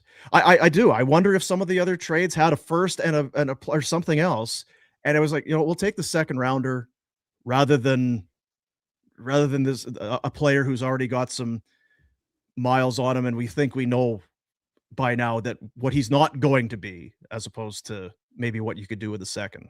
Yeah, like Bash is a second rounder. He kind of feels like a B prospect right now, and he's obviously there's injuries and all that, but like it's kind of what they got. It's just that the guy that's the roster player turns 30 soon, and people are losing their minds. Like, well, that's still a valuable asset. Doesn't mean he has to play here till the end. Knowing them, they'll probably trade him as a UFA in 2 years. There's this one here. The frustrating thing is no A prospects in return for any of our trades. Example, Montreal got Suzuki when they traded Pacioretty. There is that. And I talked about this last year. Even when the Giroux trade from Philadelphia was made with Florida, Giroux went to Florida. It didn't pan out there. And trying to remember the big redheaded guy they got in return, who's with the Flyers the top now. Prospect lost some luster at the time. Anyway, that's what it kind of is to me. It's never been. They got their first rounder. They got their kid that they drafted. They've got the picks, but the pieces that have come along with it. Now maybe Rasmus isn't what Pacioretty was then. Maybe Owen Tippett is who you're thinking of. Thank you. Yeah. Because Owen Tippett, he was a first rounder, and the players, the Miramonovs, the Grushnikovs, the guys who have come along with, have not had much sizzle for sure. Brestevich should be the best of the bunch, I think. I think that's probably fair. But it's not like they're lacking in prospects. But you're right. It's just the deals haven't included other teams' best prospects. Like when you saw Tanev to Dallas, you're like, okay, is it Maverick Borg? Yeah. Is it who's the guy that went? Is it Stankoven? But like, you're not getting that for Reynolds. Like they literally got that so they could extend Rantanen for 8 years with some firsts with him. But like, those are hard guys to pry out. The rental market isn't full of teams giving you grade A prospects back. It is what it is. It has been what it is. Like, honestly, this trade comes in the band of reasonable expectations. The only thing that makes it tough is it doesn't feel like you're trading a rental, but he's not signed. Yeah. Next one there, Jackie boy. I assume it's Jack that's working back there. It is Jack. Always assuming. There's Ken. $20. Ken wants in. You guys Kenny. are making the best of a bad situation. This deal stinks of behind the scenes Vegas tomfoolery. I could have wiped my ass and got a better return. Sorry, fellas. This absolute bullshit. Layman's terms, they got fleeced. I get if you want. I mean, it's a first and a second at minimum and a roster player. That's not nothing. It's an not 18-minute for a second. It's an 18-minute-a-night defenseman for the Vegas Golden Knights, not for their not for the Henderson Silver Knights. For the Vegas Golden Knights, he plays a regular shift. He is not a prospect, but he is a player, a first rounder and a second, and then another prospect. And it's not. It just isn't a fleecing. You can be disappointed that it's not a slam dunk win, because that's the other thing I think is Flames are they're gonna crush whoever they trade with. Get ready, because whoever gets Rasmus is losing this deal. It's the kind of the way it was feeling. It's kind of the way that people wanted this to be. But I'm with you. I'm not super jacked about it. It's not important because the sexy part of it is the picks that are over a year away. So it's hard to be excited today about it. The other thing that I'd chatted with someone about recently is like, remember the year that they decided to sell Jay Bouwmeester and Jerome McGinley, and they had 3 firsts? Could they have done better in that draft with those picks? Hell yeah. I mean, Monahan was great, but then I believe it was Emile Poirier and Morgan Klimchuk, who were guys you selected at the end of the first round that didn't pop. You probably could have picked better players in those slots, but some years it's just not robust. I understand the present value of a first. It's 26 is higher than 27, but internally they might like that draft class better and say, look, we don't need a third 26. Vegas doesn't have one to offer. Not that, they were debating with that, but if I like the idea of having 226, 227, 220, like spread them out. You don't know. We thought this was going to be an epic draft class, and it looks solid, but not necessarily great at all. Yeah. I have a question quick. If he was only ever going to be traded, it's Jack. Hello, it's Jack. Jack. If he was only ever going to be traded as a rental, why did they trade him now? Well, we talked about it off the top. It kind of felt like, in a weird way, the train had left the station, and they wanted clarity by the Olympic break. And they're playing 8 of their next 9 before the Islanders game, so 7 of their next 8 at home. And it's just like, I feel like maybe the cat got out of the bag and they just said, we got to take a deal now. And this is within what we want, what our ask was. Yeah. Like I'm kind of with you, and I don't know, maybe they say, you grab your nuts and give them a twist and say, okay, well, if you're not going to sign an extension, you're only going to be a rental, then we're going to sit on this, because we're not happy with what these trades are. And you then run the risk of him going to the Olympics and getting hurt. You're just playing tomorrow against the Devils and getting hurt. His play diminishing and they get less. I'm curious, I guess. Andersson at some point must have said he would be willing to talk extension with some teams, and then soured upon that. If I'm his agent, I'm not letting him sign anywhere until the summer. So I wonder how that affected things in the short term here as far as the timing. Because like Elliot had said, Boston is believed to have gotten, like you say, past that threshold, got the permission to talk extension. Yeah. And then Andersson says no, and probably just said, you know what? F it. I'm not signing right now. Trade me. Go ahead. Trade me. And I can understand I get it. I feel like I would be the same way. I signed a contract however many years, 6 years, 7 years ago. I'm going to be a free agent this summer. I've waited a long time. We've worked on a deal. We haven't gotten anything. You can trade me. Go ahead and trade me. I'm going to try and be a good guy, but I'm not going to take my family, my life, and make a snap decision so that you get an extra first-round pick, the team that I'm no longer playing for. You can't expect the guy to do it. You had that chance this time last year. Yeah, you can't expect you the guy to forego do that opportunity when you take him past the deadline last year, and that's what they did. And so if they're underwhelmed, they can look at the mirror at that part. But I do believe this was in the band of what their ask was, if he's going to go without an extension. It's a lot for a rental. You don't have to like the player or the prospect. They're the two most insignificant pieces in a way. Yeah. So to your point, Jack, yeah, you don't. So then if you're Conroy, you can say, okay, then we're not doing a deal right now. If there is no extension, there's no need for us to do this right now. We thought we were close. We're not. We got games. Let's keep playing. But I do wonder behind closed doors how it must have been feeling over the last couple of games. You're on that road trip. You come home. Though everybody's talking about it. It looked like Rasmus knew he was leaving. Yeah. You bring him back into the room. I don't know. Maybe it's nothing. Maybe it's something.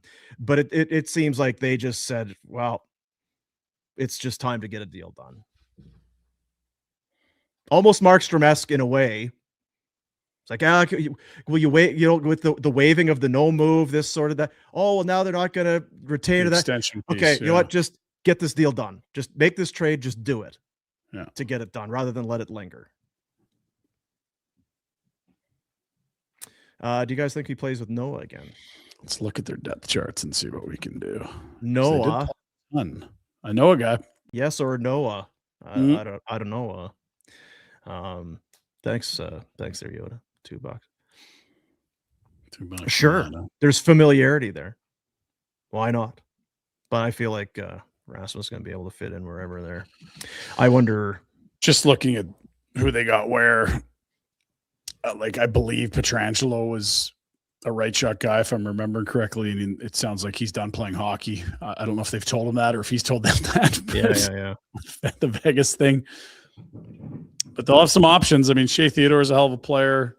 You know, they had Nick Hague and traded him away this summer. We saw him in Nashville creating problems for the Flames. They're going to have some options of what to do with their D. And it's a really good team. It's a really, really good team. Let's look at the Lozon, Theodore, Hannafin, Anderson right now is their top four. And I would expect that, Lausanne would move out of there when they get healthy. Yeah, with Pietrangelo being out, it definitely makes them a candidate to do a deal like this, right? We talked a lot about Dallas and how their need would have been. With Pietrangelo, their big minute eater on the right side, done maybe forever. Then yeah, you need Rasmus now and moving forward because he is an upgrade over Zach Whitecloud. So you're able to allocate those minutes a little bit better. And Pietrangelo, they needed that money just to get Marner done. They basically are like, here's where we're at, Alex. How bad are you? Okay, he's done forever. They've already written him off for the whole season. And this is almost a cash neutral deal with the Flames eating half and Whitecloud coming back. But they need to replace that player, to your point. Pietrangelo is a huge, big minute guy on the blue line. And now they got a 29-year-old instead of a hurt 36-year-old. Yeah. Next up. I hope that answers your question, Jack. Thanks for calling. Pretty good. Glad it's done, says old Pinchy 279. Yeah, it's done. It's we haven't talked about the one thing that is very clear, which is that this team will not play as well without Rasmus Andersson as it has with Rasmus Andersson. And that's going to help their draft positioning, Dino. I don't think that's a crazy statement to make. It would seem that that's the case, not only because, again, it sounds like a shot, but you're going to Whitecloud. He's going to pick up those minutes. He's going to play probably right wherever Rasmus was. Or you're giving him to Brestevich or someone. Yeah, it's not as good as Rasmus. Yeah, but Rasmus has been putting up points and has been tremendous. He's had point streaks. He's been their best defenseman by a wide margin. I don't know. is it 2 extra losses now? Is it 3 that you can tackle? I don't know how you measure math. Yeah, no, it's a good question. But we just know that last year this team was in a playoff spot and they didn't move this player and they didn't really sink. Well, this year it's a different story. They aren't in a playoff spot. They did sell a guy. There's not someone on the Flames that is going to be as good as Rasmus Andersson for the 24 or whatever he was playing this year. And that, gives you a better probability of picking even higher. And hopefully for a lot of the people that are, fans of this organization, it's not the only deal they make before the deadline. And maybe this interaction with a guy with 1 year left and selling rentals is what we do. Maybe this isn't fun and it's painful and you pivot a bit on what we expect. Their history has taught us about what they'll do with Blake Coleman. Yeah. Maybe they say, move him now. I'm done with dealing with this bullshit about extensions. Yeah. However you want to, like you say, do the math on wins and losses now the rest of the way. They're worse. Yeah. I think they're worse. And I wonder what it does to some of the mood in the room. Even if you knew it was coming. Yeah. It was still Rasmus. He was out there. He's staring at the people after he scores in the crowd. And he's a leader. He's a heart and soul guy in that room.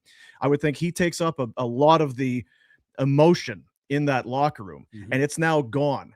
But it's well and good. It's like anything else. Well, it's probably going to be over soon. Once it's over, and especially with hockey, it happens fast. He will be at the rink today. We'll get his shit. He is on a plane. Gone. It's not like you've got a few days to, well, you want to get around to golf in before you leave. It isn't that. He's just gone, and the new guy's in. So I do wonder about someone like Kadri specifically. Yes. And I'm not saying he's not a powder, but his play has not been strong post-Christmas. Yep. And I wonder if he more than Coleman, because Coleman, I feel like he can, not that he's more of a pro. It's just a gut. I feel like Nazem will have a harder time emotionally dealing with another lost season in the standings than Blake. And we know that if Kadri is going to happen in the short term, the best way for that to happen is for Rasmus to ask out. And to your point, it looks like a guy where the body language is in the new year, not where it was when they got all the way within a point of a playoff spot. In fact, it kind of is unfortunately reminiscent of like the end of that lost Darryl season where it's like, ooh, like it doesn't look like he's enjoying coming to work. Whereas the bulk of this season, it's been like, God, he's been good. He controls the situation. The moment Nazem Kadri asks out, like they're going to go working at that. And that would be very helpful to this team and for Nazem if he wants to try to win a cup before he's done. He's 38 at the end of this contract. Yeah. Like if the biggest thing on his list of priorities is winning another cup, say the word. Yeah. Just ask out. Like it's not happening here, but by the time this contract's up, I'm sorry. Like they're not winning a cup in 3 years. Weegar's another guy that'll be a curious watch for me, just how what it's been a real struggle. And I don't think it has anything to do with Rasmus and his contract or anything. But now all of a sudden, because it just felt like with Weegar, he was always paired with the weaker partner. It was Rasmus, right? It was like Rasmus and Ball. That sort of, he always had that. So now it feels like I think it'd just be kind of subconscious where it's like, I need to do even more. I'm even more the guy back there, even while my play, whatever. Rasmus is gone. Now what do I have to, how big do I have to step up? You can't expect them to, but he's another guy. Kevin Ball. We've never seen it. That's right. Right? Yeah. Like Weegar's basically been a babysitter the whole since they made the deals with Tanev and Hanifin. Like it's been a shit ton of Miramanov and Hanley last year. Add Bean to the mix this year, and now it's Kuznetsov, who's just a puppy who we've liked, but show me the steadying veteran presence that Weegar's played with in the last 2 years. There isn't one. And he hasn't had a guy. Again, it might help him. We maybe just need to get over it, but this would all have a bit of a different feel and tone if they said, no, like we're approaching this. We know it's going to be a long year. We're going to try and maximize assets. We're going to pick high in the draft, right? Like if all of this was under the premise of we are what we are, we know what we are, and we want to turn this around in a hurry, it would all feel a whole lot different. It would. Yep. But nonetheless. Sorry, Jack. There we go. The Vegas effect. TM over 69. Vegas effect is clouding things. but it would be nice if they were a little more proactive going forward. I think that's a really, really thoughtful comment. Like, if this wasn't Vegas, like let's say it's Carolina. Yes. How different would because now everyone's like, it's Vegas, they're going to re-sign him anyway. Where if it was Carolina, you're like, well, it's only a rental. That's actually not a bad return. Yeah. You know, like he's calling it out. It's a great comment. Yeah. Like, it's the fucking Dodgers signing your free agent. I think it was it Al or whoever said there was some tomfoolery. You may even say suggest some chicanery. Sure. Yeah, or skullduggery afoot with whenever Vegas is involved. Greasy so yeah, behavior. They're the black hat. They're easy. Yep. These guys, they don't care. They take names. They all of that sort of thing. Well, I guess so. But I would suggest maybe just you need to get over it. They gave you a first and a second and a player for a guy who was leaving town. It's not.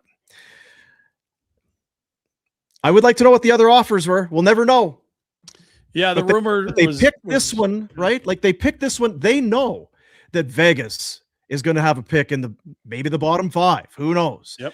They know all of this, but this was the package. Is it because it's not a first and a third and a player? Is it's because it's a first and a second? Is it because the second can become a first? Is it because Whitecloud is better than any other player that was involved? What was it about this that made them say yes? I feel like they were probably going to get something done here in the short term regardless, after Rasmus kind of says no more extensions. They, by the way, the standings have Vegas by points percentage sitting in 6th in the NHL. So if it was just the upside down standings, you could expect that to be like what, pick 27 or 28. Yeah. 32. Yeah, and it doesn't affect the pick from this trade, obviously, but they have the Vegas first from the Hanifin trade, which right. But then again, like if they don't get past Edmonton, all of a sudden it's like, oh well, you might get this in the lower 20s rather than the later 20s. We don't know. You'd probably like them to win it because another first would trump you falling 6 or 8 spots in the draft. Yeah. There's always that wrinkle, right? So if they win it, then it's the last. But then you get another first because it's the. But if that guy's only 15 now, like, but it doesn't matter. It's the first. Moving on. Billy Holden, $4.99. Coleman and Kadri trades will become cumbersome, such as this one. The culture concept is tiresome.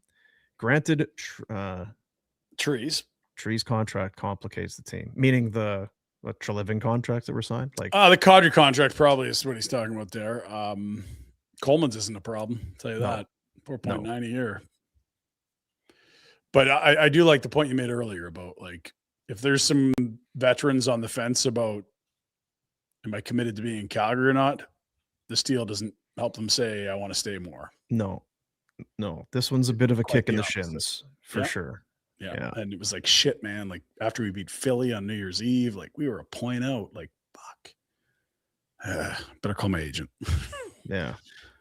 And I'm not sure how many guys there are in that. There's 2. There's some guy, Bennett and Tkachuk, Hanifin and Anderson, almost Johnny and Monty. I hope Vegas wins so our ownership group can watch yet another Flame win the cup. As long as they beat Edmonton on the way, I'm in for that, baby. And you get another first. There's again, like we talk about, there's today, this live thing we're doing. It's about the trading of Rasmus Andersson to the Vegas Golden Knights. Then there's the bigger picture. Flames fans have watched Bennett leave and win a cup and a Conn Smythe. Watched Tkachuk leave and Hanifin leaves and then signs an extension and is now loving life in Vegas. Johnny moves on. When does the tide turn? When is it the Flames get to kind of pick off other teams' bones? And that young player, that young stud, that guy that didn't develop there, he's in Calgary because of what they're building, because of how strong a culture, because of what it means to be a Calgary Flame. It feels like we're a long ways away. Yeah. Well, and a new rink helps that. And to be fair, if you really want to tear it down a little further, that could speed things up too.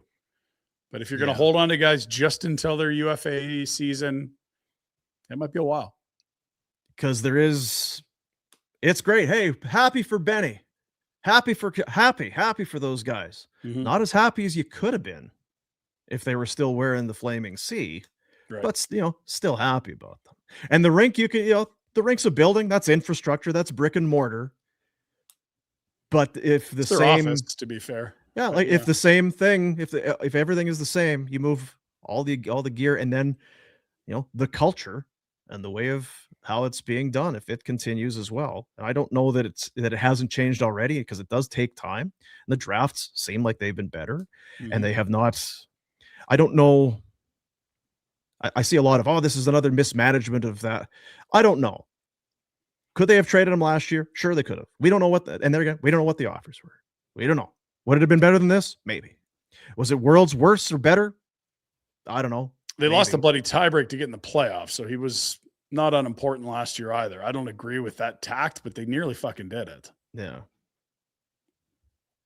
So I think, but this is a hard. I get why this is a tough one for Flames fans, because as somebody is texting, a good friend of the show, I hate the return.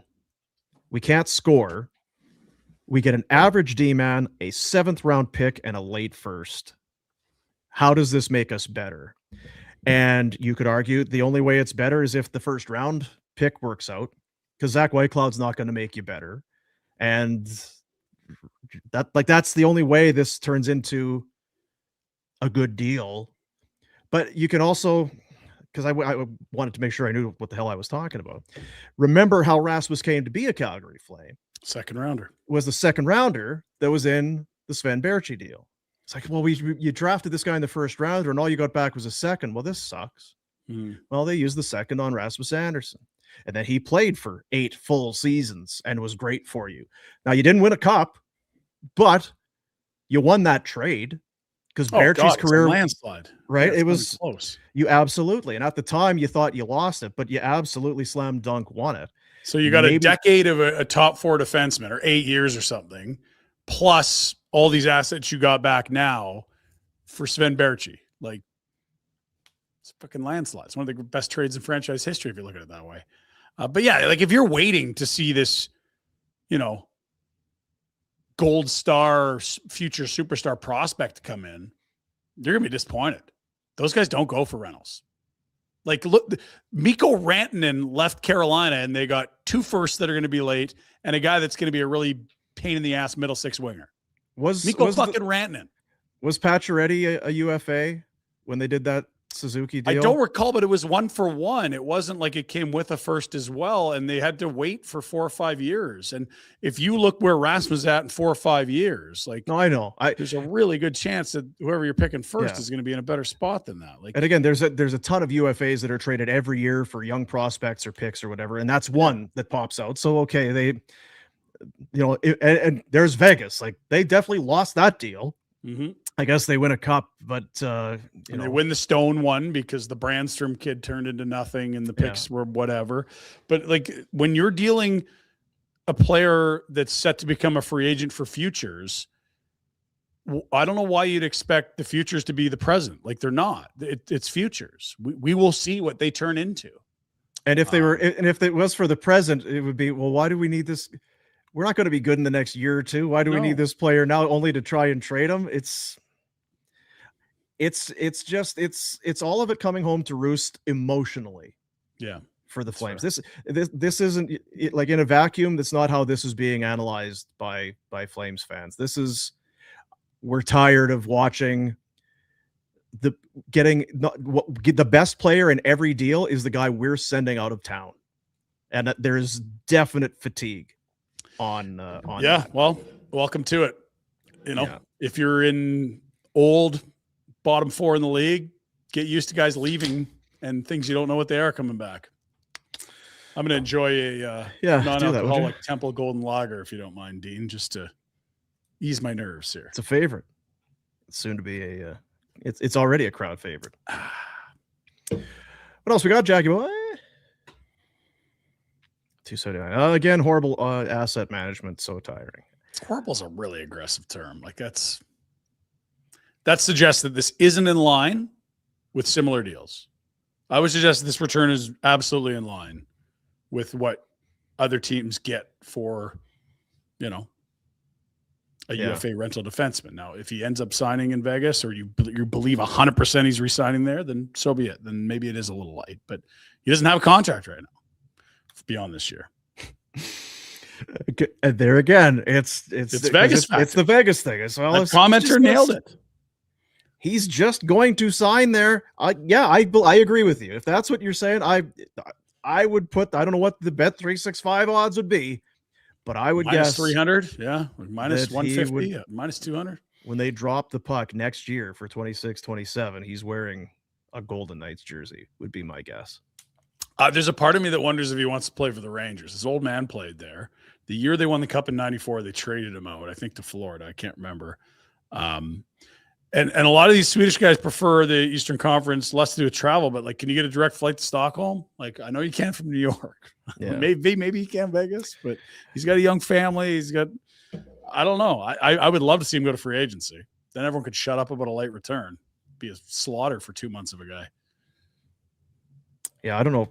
The thing with the Rangers right now, I'm not sure how quickly I'm diving headfirst into that pool. No, but they might pay you 10 or something stupid. Who knows, right? Like if we don't know what's driving Rasmus. Like, is it winning? Is it market? Is it cash? Is it a blend of all the above? Like the thing about Vegas, and again, if a short flight home for someone who lives in Stockholm, that isn't there, but they sure check a lot of the other boxes. Mm-hmm.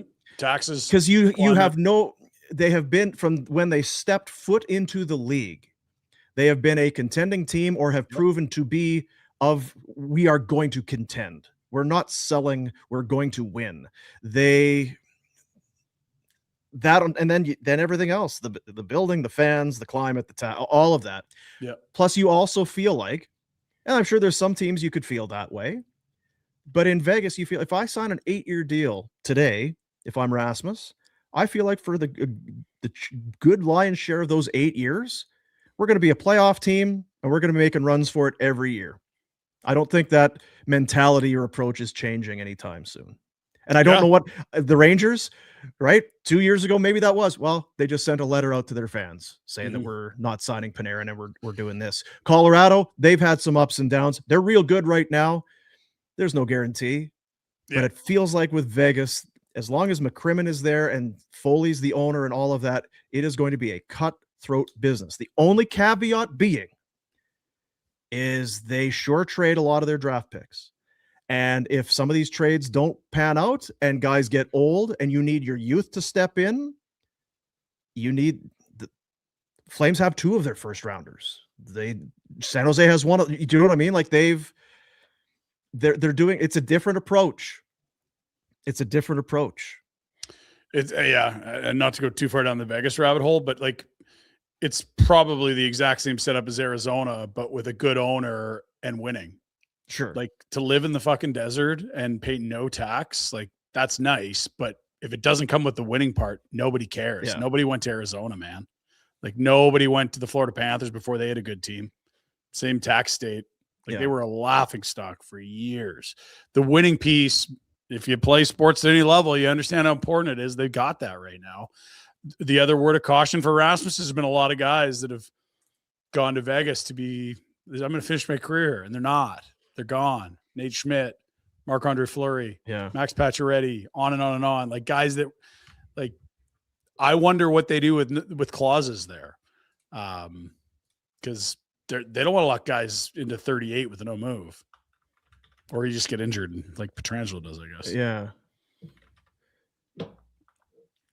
Because again, I'm just kind of calling it up here. We talk a lot about the importance of draft picks, and that's how you get the studs.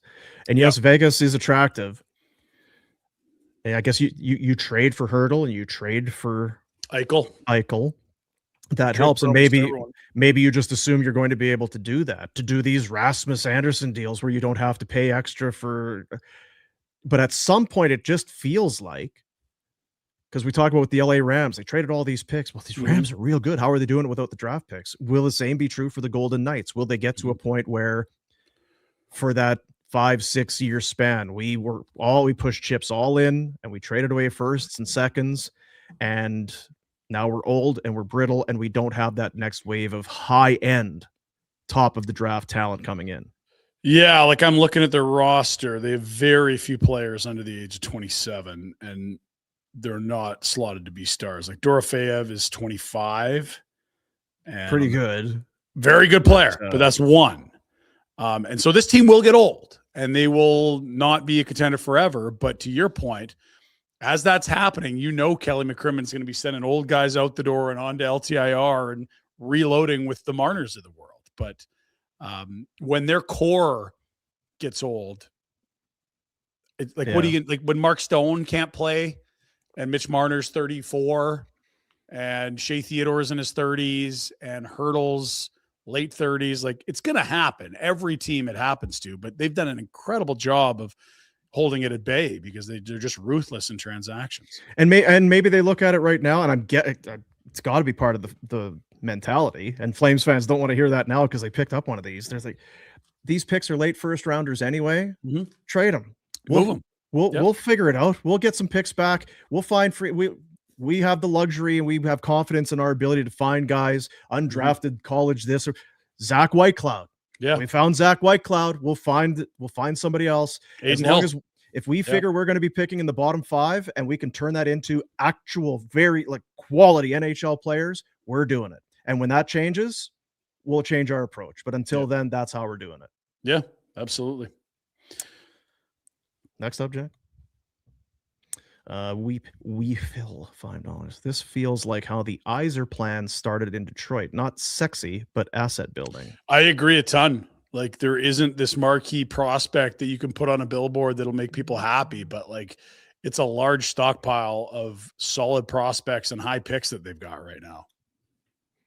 And to the not sexy point, yeah. But Zach Whitecloud, you can move for more assets later, and that'll be part of a Rasmus return in theory. Not sexy, but they're adding assets. And it's, moving Rasmus is going to bottom you out a little more. You're not going to win more without him. If we play this, if we simulate this 10,000 times, you're quite a bit worse. And, 9,900 of them or whatever. And I think that because we sit here, I don't know where it would fall in if they had their list of here's why we did the deal today. Here's why it was Vegas. Here's why it was this return. Here's this. And somewhere there it'll be, we like the package and all this. And then there would be, we don't want him. We want to get it done before the Olympic break. We don't want it dragging. We don't want him getting hurt. We need to move on, all of that sort of thing. And somewhere in it will be, and maybe it's just kind of a bonus that they should not be as good. The Calgary Flames on paper and I think on the ice just won't be at the same level. And that impacts your own first round pick. And that's the most important thing. That's the most important pick they have is their own the next 3 years. These are all second picks in the draft they're acquiring. Their first is their own. That's where they are. Those are the picks you have to hit. And if you can hit on these other ones you're swimming in great players. But the ones you got to hit on are their own. Yeah. So while we're crushing them for how they term it and the verbiage that they use, they're rebuilding. This is a team that is in a rebuild. They are a bottom 5 team. 100% trading away. They are rebuilding. And if they are not allowed as staff to call it that, then so be it. But this is a trade that a rebuilding team does. They did it with Hanover. They've been doing it for a number of years. We're well into this rebuild now. Mm-hmm. You'd like them to have been picking higher. You'd like their own picks to be higher. That's the only kind of thing that, almost made the playoffs last year. Well, you're not now. Yep, and we'll see if it leads to other deals. How's your day? Do you got to get out of here? I know you have kids and... No, we pulled the power skating gear out of the truck, so that's in the front hall. One kid was puking this morning, but he's been better of late, and I think he was milking it to watch football. Yeah. And the other kid was in the pool. We're okay. Yeah, right. If you want to hang, I'm happy to hang. Well, yeah. Jack, what do we got going on? I'm already at home, so... Yeah. Michael. This deal allows Calgary to stay near the bottom of the standings. I like that in addition to the return. If Calgary stays bottom 3, it'll be fine. And there again, we just kind of rolled through that. Yep. I don't think that's why you make the trade. Well, let's do it because then we're worse. But it's undeniably true. if you wait for another month, might be another 3 or 4 points you accrue that you otherwise wouldn't. Who knows? Yeah. Playing really well. And the one thing we haven't noted, like we've talked about Vegas in terms of like where they're at and what they are, but like this is a great deal for them. Oh, it is. Great deal for Vegas. And that doesn't mean it can't be a great deal for the Flames. But like the risk on the Vegas side is so low. Oh shit, it turns into 2 firsts. Yeah, we're doing a parade tomorrow. Are you coming? Like that's how it goes poorly for them. No. Like flags fly forever. You trade first for cups all the time. Let's go. That does kind of make me catch myself a little bit, because while I'm not over the moon for it.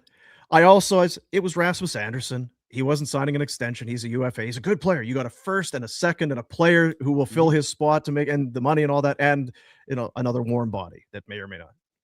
What were you going to get for him? Don't overvalue what he is. And then you flip it. It's like, but this is a great deal for Vegas.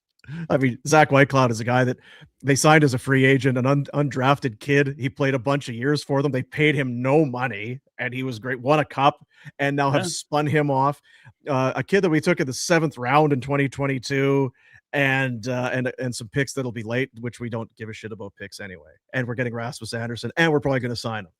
It's a hell of a deal. Yeah. It's the same. It's kind of how we felt about Hanifin. It's like, well, he's good player. He's just going to go there and sign, and then he does. Brad Hazen has a comment, Jack. I want you to play it because, like, we're so used to everything going right for Vegas. You want to see peak pain for Vegas? I would laugh my ass off if Andersson re-signs with the Flames after July 1. Wow, yeah. Like the least likely thing ever. But like, yeah, we really are. It just underlines that everyone's operating with the assumption he's signing there. Yeah. And if it was any other team, we wouldn't be. No, it's just because it's Vegas. You're like, oh, where's he going to go? Yeah. If it was Dallas, it was like, well, Tanev, he went and then he didn't sign there. Yeah. But it's Vegas. And the other part of it is too, it feels like Rasmus is a guy that would work in Vegas. Right? He's a Vegas guy. He would fit in there. He's a Vegas guy. 100%. Yeah. J-Man, can we change this to a Bears watch party? Did CJ Stroud end up throwing like 8 to 10 picks? He was on pace for that when I left that game. Jack, what's the final there? I assume it's over. I think it was 28-16 Patriots. Yeah, he was off. How do you not go to General Mills, or did they finally? No, they never did. Kept trotting him out there. Yeah, and they were banged up. Schultz got hurt. Kirk got hurt. Oh, Kirk! Man. People on this watching this stream don't want to hear us. They do not want to hear us talk about it. Look, you got 2 hours of this shit. We'll give us 30 seconds. Hot poop, $10. Am I the only one that more and more this team is the Browns or the Jets of the NHL? From the forever a flame nonsense to the lack of a plan or direction. You're not the only one, but I don't necessarily think you're spot on. I think they have a plan. I think they're very uncomfortable to publicly talk about their plan. Hence the whole rebiggle. Like you said it a moment ago, they're a team in rebuild. They just can't bring themselves to say it for whatever reason. They're rebuilding. Yeah, but it kind of goes beyond that, though. You could say that the Browns are rebuilding or the Jets are rebuilding. It's just the aura around the team. Yeah, the dysfunction factor of those NFL teams is extremely high. That comp. Yeah. I feel like it's less dysfunctional with Connie, but they give you just enough to be like, maybe they are insane. Because you put all those names in. Because we saw in there Bennett and Kachuk and Monahan and Johnny and that. Okay, plus Hanifin, Anderson, Tanev, Markstrom. Like those are all the best players of your team that have been leaving, and that just it happens. Mm-hmm. But that's a lot in a 3, 4, 5 year span. If you're a younger fan, that's what you know of this team. If you're in your mid-20s, that's been your Flames experience of your kind of adult years. Well, and even like more so, like that's all concentrated from like 22 to now, because the Bennett deal like was a little earlier, but him winning the cups was really the emergence of like a star grit center, not just a guy that ended up finding his offensive touch after he left. Like to go from favored to beat Edmonton in the second round to where they're at now, that is That's the real carpet being pulled out from fans. Like it's been a rough almost 4 years. Like it's unrecognizable, the roster. I think with Rasmus gone, that leaves Backlund and Coleman as the only 2 players left from 22. I don't know how many teams would have 2 or less players from the spring of 22. It's probably the smallest number in the league.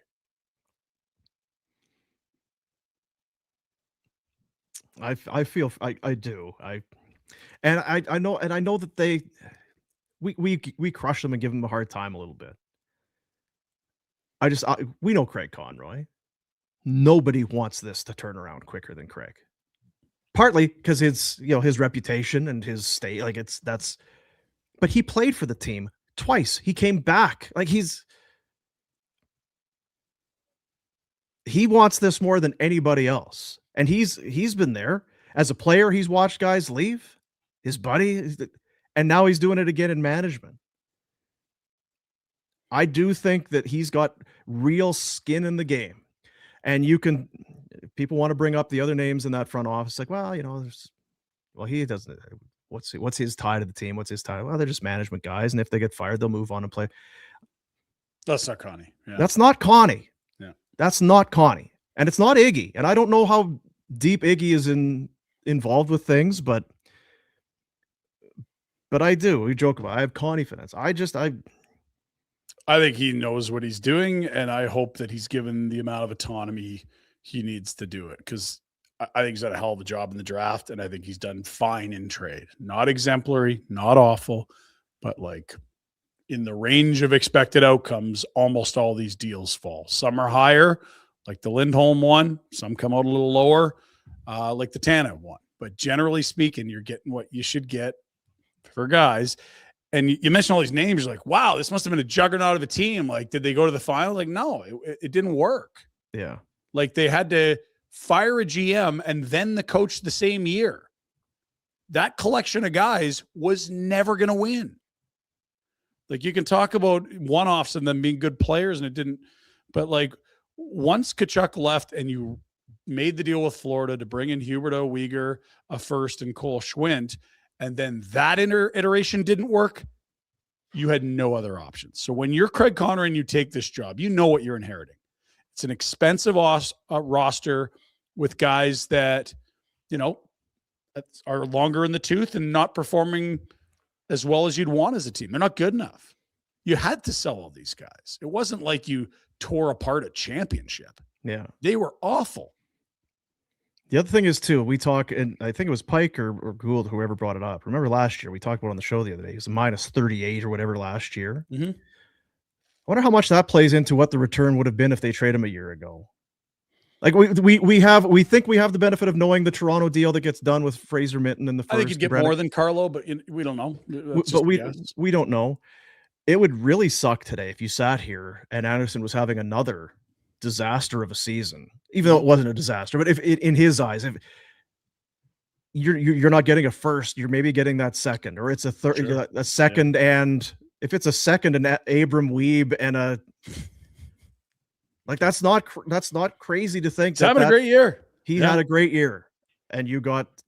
Well, and Red always says, "Oh, it's career guys always play well." I was like, no, they don't. Like we happen. Lindholm suck his last year here, and turned people's opinion from 40-goal top line guy to like maybe he's just a middle six player. Like it is not a slam dunk that because you're in a contract year you play well. We see it all the time. It's just we only remember the guys that have career years because they get paid. We better keep going because they're streaming in. We appreciate everybody. We appreciate y'all, you guys. What could the Flames get for Whitecloud? It's a great question. He's a right shot D. He's 29. He makes less than $3 million. You have one more retention slot open. That's something we haven't talked about. They're eating on Markstrom this year, and now they're eating on Rasmus. You have 3 retention slots. It's a tangible asset. Like lesser players got seconds last year that didn't have term left on their deal. He's got some nasty to his game. He's got size. It's a guy that you could turn into assets, or you could just say, hey, he's playing the best hockey of his career. Like he's in season 6. We like him. Like he's much better Braden Pahal, I'd suggest.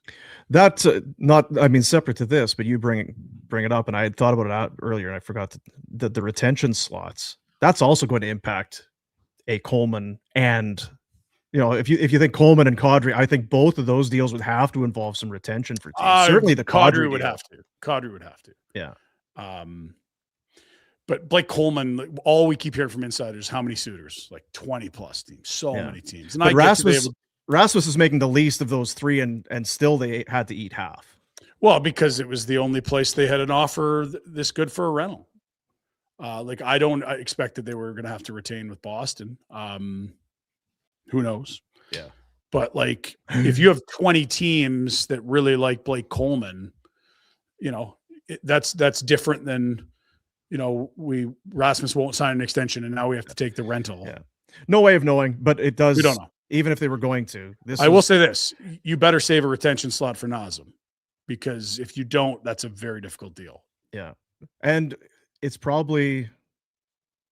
one that the Flames they've started here again. They ate some money. They did with Marchand. They're doing it's a bigger ask with the Nazem, because Rasmus, that's for the end of the year. Probably less than $1 million in actual money. Yeah. That's probably like 6+ if it's Nazem. It's a few months. You're talking years and many million. Yeah. What is it? It's probably like 5 or 6 paychecks for Rasmus. That's it. Yeah. Yeah. Moving on. Joseph. Bettman would lose his shit if Winnipeg, Calgary, and Vancouver finish bottom 3 in the league. Would he? I don't know. Does he care? I don't know if he would. Yeah, I don't know if he cares. Does he? I think he'd be like, we're fine. Those are all markets that care about the team. They're buying tickets. I think he would care if Columbus and some other markets all of a sudden were at the bottom. It's cyclical. I mean, there's not a lot of teams that don't bottom out at some point. The Wings went to the playoffs 26 years in a row, and then they were in the bottom 5 for a long time here recently. Yeah, I don't know what Bettman's thoughts would be. Boo, Canada. Hopefully, it's not a harbinger, to use Gould's, a harbinger of vibes for the Olympics. I think I know what it means. It's an impressive word. There, Josh. Good on you guys for staying level. On paper, this is average to above average based on similar trades, and the rest is too far down the road to know. I agree, Josh. Good point, Josh. And again, that commenter at the beginning. This is the Vegas effect. It's the Vegas effect. So real. It's so accurately put. If you get a year down the road and you've got multiple first round picks and cap space, and you swing them, you bring in a stud, then it's like, wow, good thing we had that first rounder of Vegas's from that Andersson deal. Again, it's the gift card effect. Oh, you got to wait. Well, how good's your well, I got a gift card to so-and-so. And then, I got this cool thing with my gift.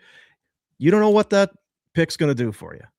And maybe you do draft a player, and maybe the player's no good, and maybe he is good, but it's going to take until, you draft 27, 28, 20.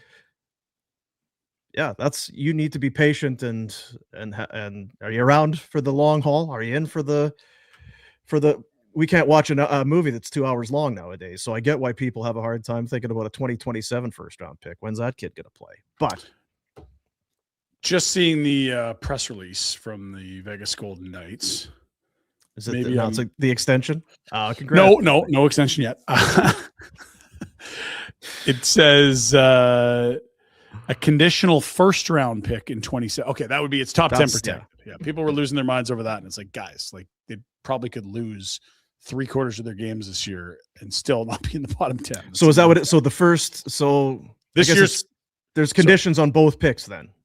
Correct. And you're right. That isn't this year's pick. So this year's pick is back from the Hannafin deal. In 2027, if it's a top 10 pick, they get to keep it. And that condition we see on all kinds of trades. And it just means you get another first down the future. Yeah. Which, some of the Flames didn't do with Montreal. All they had to do is bottom 10 last year. Yeah. But there again, if you want to pick that's a Vegas win. It's a cheap insurance policy. It's something that's most likely not going to happen, but they got it included anyway. They're getting retention that they need. They get a top 10 protected. They're getting a top 10 protected. They're not having to pay extra or pay for an extension. But they got the player they want. Mm-hmm. So it's good work. It's a huge win for Vegas, no question. Yeah, it's a nice win for Vegas in the short term, at least. Yeah. Nick. Dr. Nick, $5. Too many people playing franchise mode. Very decent deal when you take into our account. It's for 2 months and it makes our first round pick better. There's some. Yep. And I think to Nick's factually correct, but the fears that people have, Nick, are that this isn't for 2 months, it's for 8 years. Yeah. That's the secret sauce here. Why everyone's so angry. Yeah. It's also the player, right? He was a cow. I said it before. I don't know how to exactly show you, but he was proud to be a Flame. The way he played, the way he just had some kind of grit, and he was a bit of a jerk and an arse to play against. He was a jerk, and he loved that he was your jerk. And looking into the opposition jerseys in the crowd, and stepping up for teammates, and he just had some snarl to him. And you love, in today's game especially, if you've got some guys with a bit of snarl and give a shit, you love them. They're rarer and rarer, aren't they? It's so rare, man. But he's finishing checks, and he hates the guys he's playing against. Don't talk to me. I don't want to talk to you. We're maybe after. None of this trading jersey bullshit. He's old school. So it's hard yeah. when your team needs it, when the league needs it, to send it to a team that seems to kind of thrive in it. Or if he'd have gone to Florida, that'd be the other thing. If he went to the Panthers, it would feel similar, right? They have Bennett, he wins the Conn Smythe. They're a bunch of jerks. Now they're adding the snarl of Rasmus Andersson. That would hurt Flames fans as well, I think, similarly to it being Vegas. But there's not a lot of, I think Wigger's got it. Zary kind of had it. I feel like Zary's kind of lost it a little bit. His injuries derailed a lot of things. But I think Farabee's got a little bit of it, but just kind of, hey, F you, man. Hall certainly has it. Yes, Ball's starting to show a little more edge. Yeah. Coleman plays with some for sure. Yeah, Coleman's got it. Yeah. So it's just an added thing that you hate to. Yeah, and you know what the sad part about this is? I think they really like Rasmus Andersson. I think he really liked playing here, and I think if the life cycle of this team was in a different spot, they would be happy to extend him.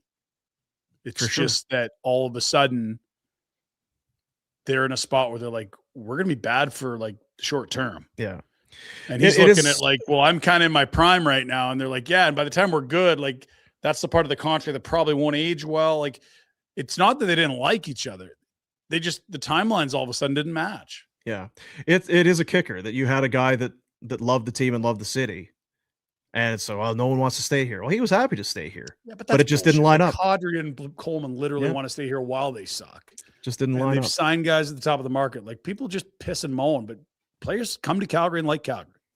Is it the top destination in the league? Of course not. But this isn't like trying to recruit people to Winnipeg. Like, come on.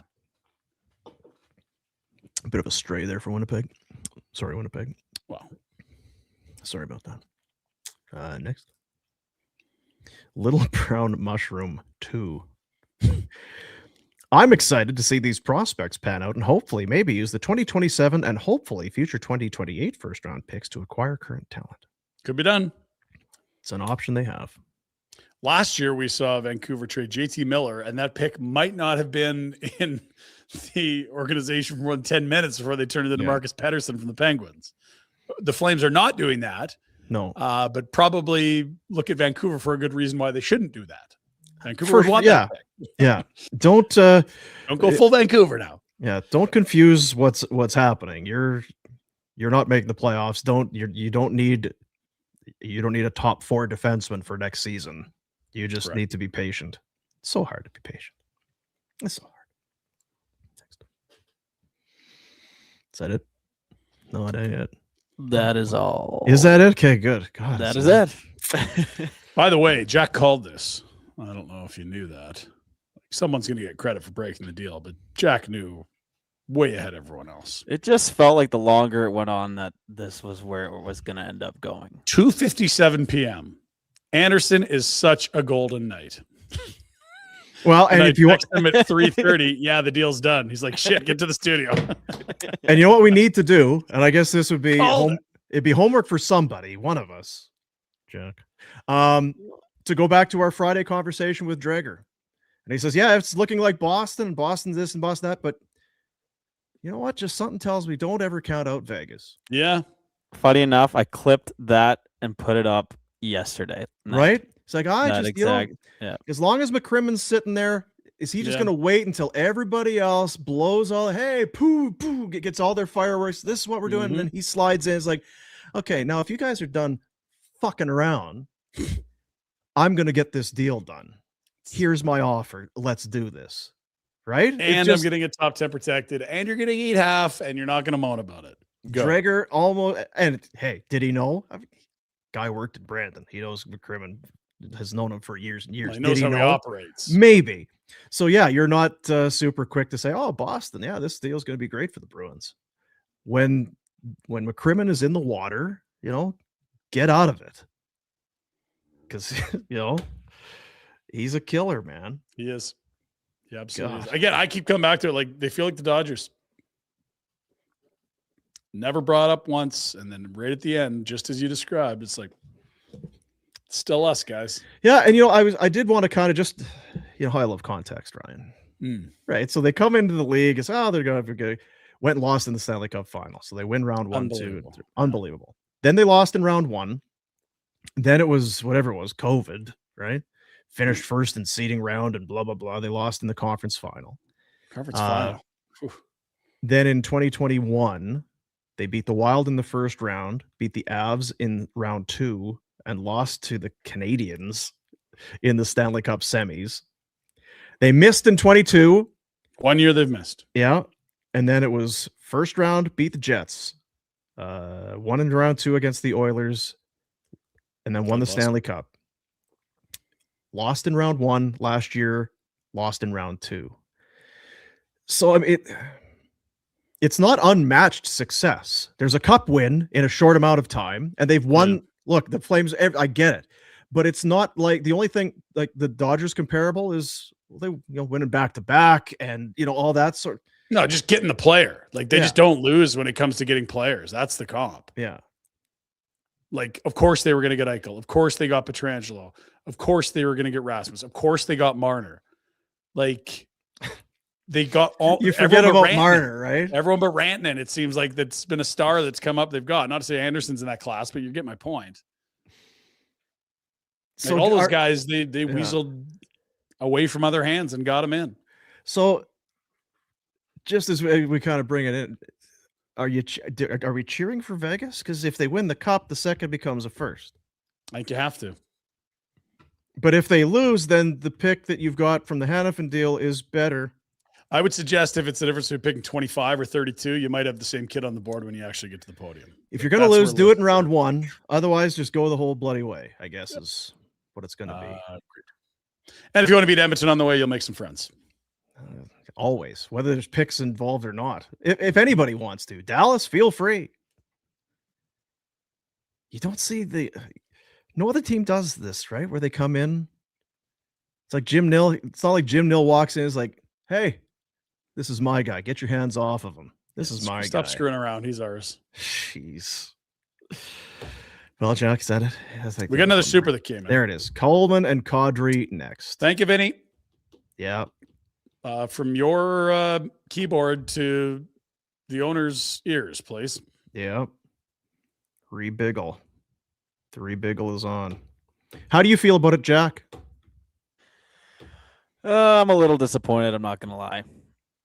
I don't get it. Like I said to Ryan, it always and it's the Vegas thing 100%. I was going to say, how much of, if you could kind of Carolina, we're like, it's like you hear these other offers and you don't know if they're real or true, but the Boston one sounded good. And the longer this went on, I'm like, oh my God, it's just going to be Vegas. It's going to be the same as the Hannafin thing.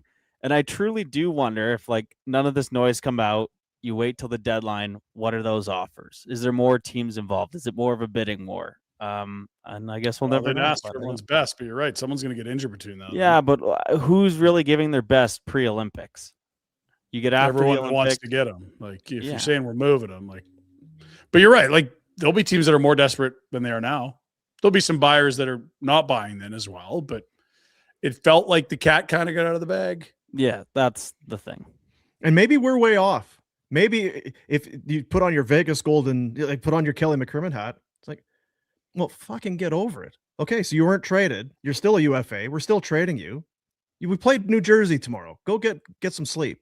You know what I mean? Like maybe there's part of it where you just put on your big boy pants. Sorry, we're pros. We're in pro hockey. We're all multimillionaires.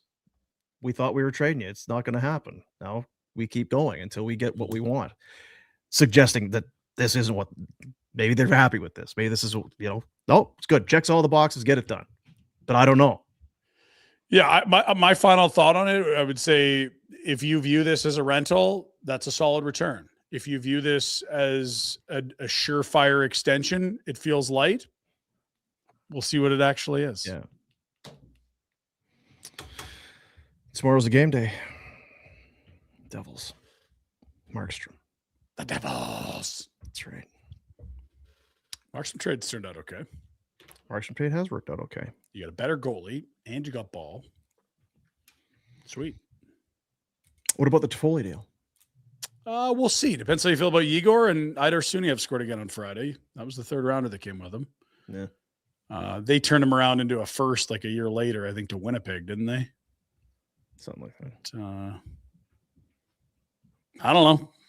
You need time. You probably need 5 years to judge anything with futures, right? We can go to Ken here. He's just coming in. If Vegas wins it all, is that first rounder they get protected?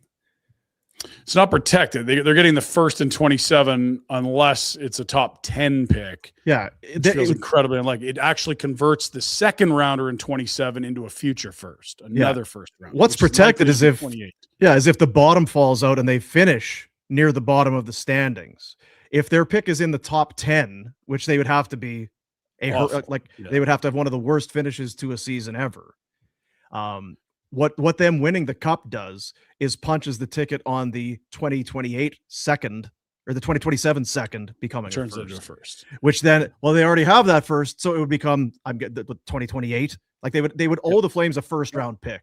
It would just kick the can down the road a little bit. It would be quite something if Vegas somehow won the cup and you're like, oh yeah, for the next 3 years, we have their firsts. Yeah. Holy shit. Well, that's how we feel about it. But by all means, join us tomorrow because we might feel differently. And there's another long-armed man who's in mourning somewhere, wringing the tears out of his Josh Allen jersey. He'll have thoughts. Yeah. Some developments on that front, by the way. That was a tough one, boy. That was a tough one. Anyway, thanks for being there, Jackie boy. Appreciate you. Thanks for everybody for jumping in. We raised a little bit of money for charity today. That's also awesome. So, thank you to Rasmus Andersson, who was a great Calgary Flame, and best of luck to him in Vegas. There you go. See you, buddies.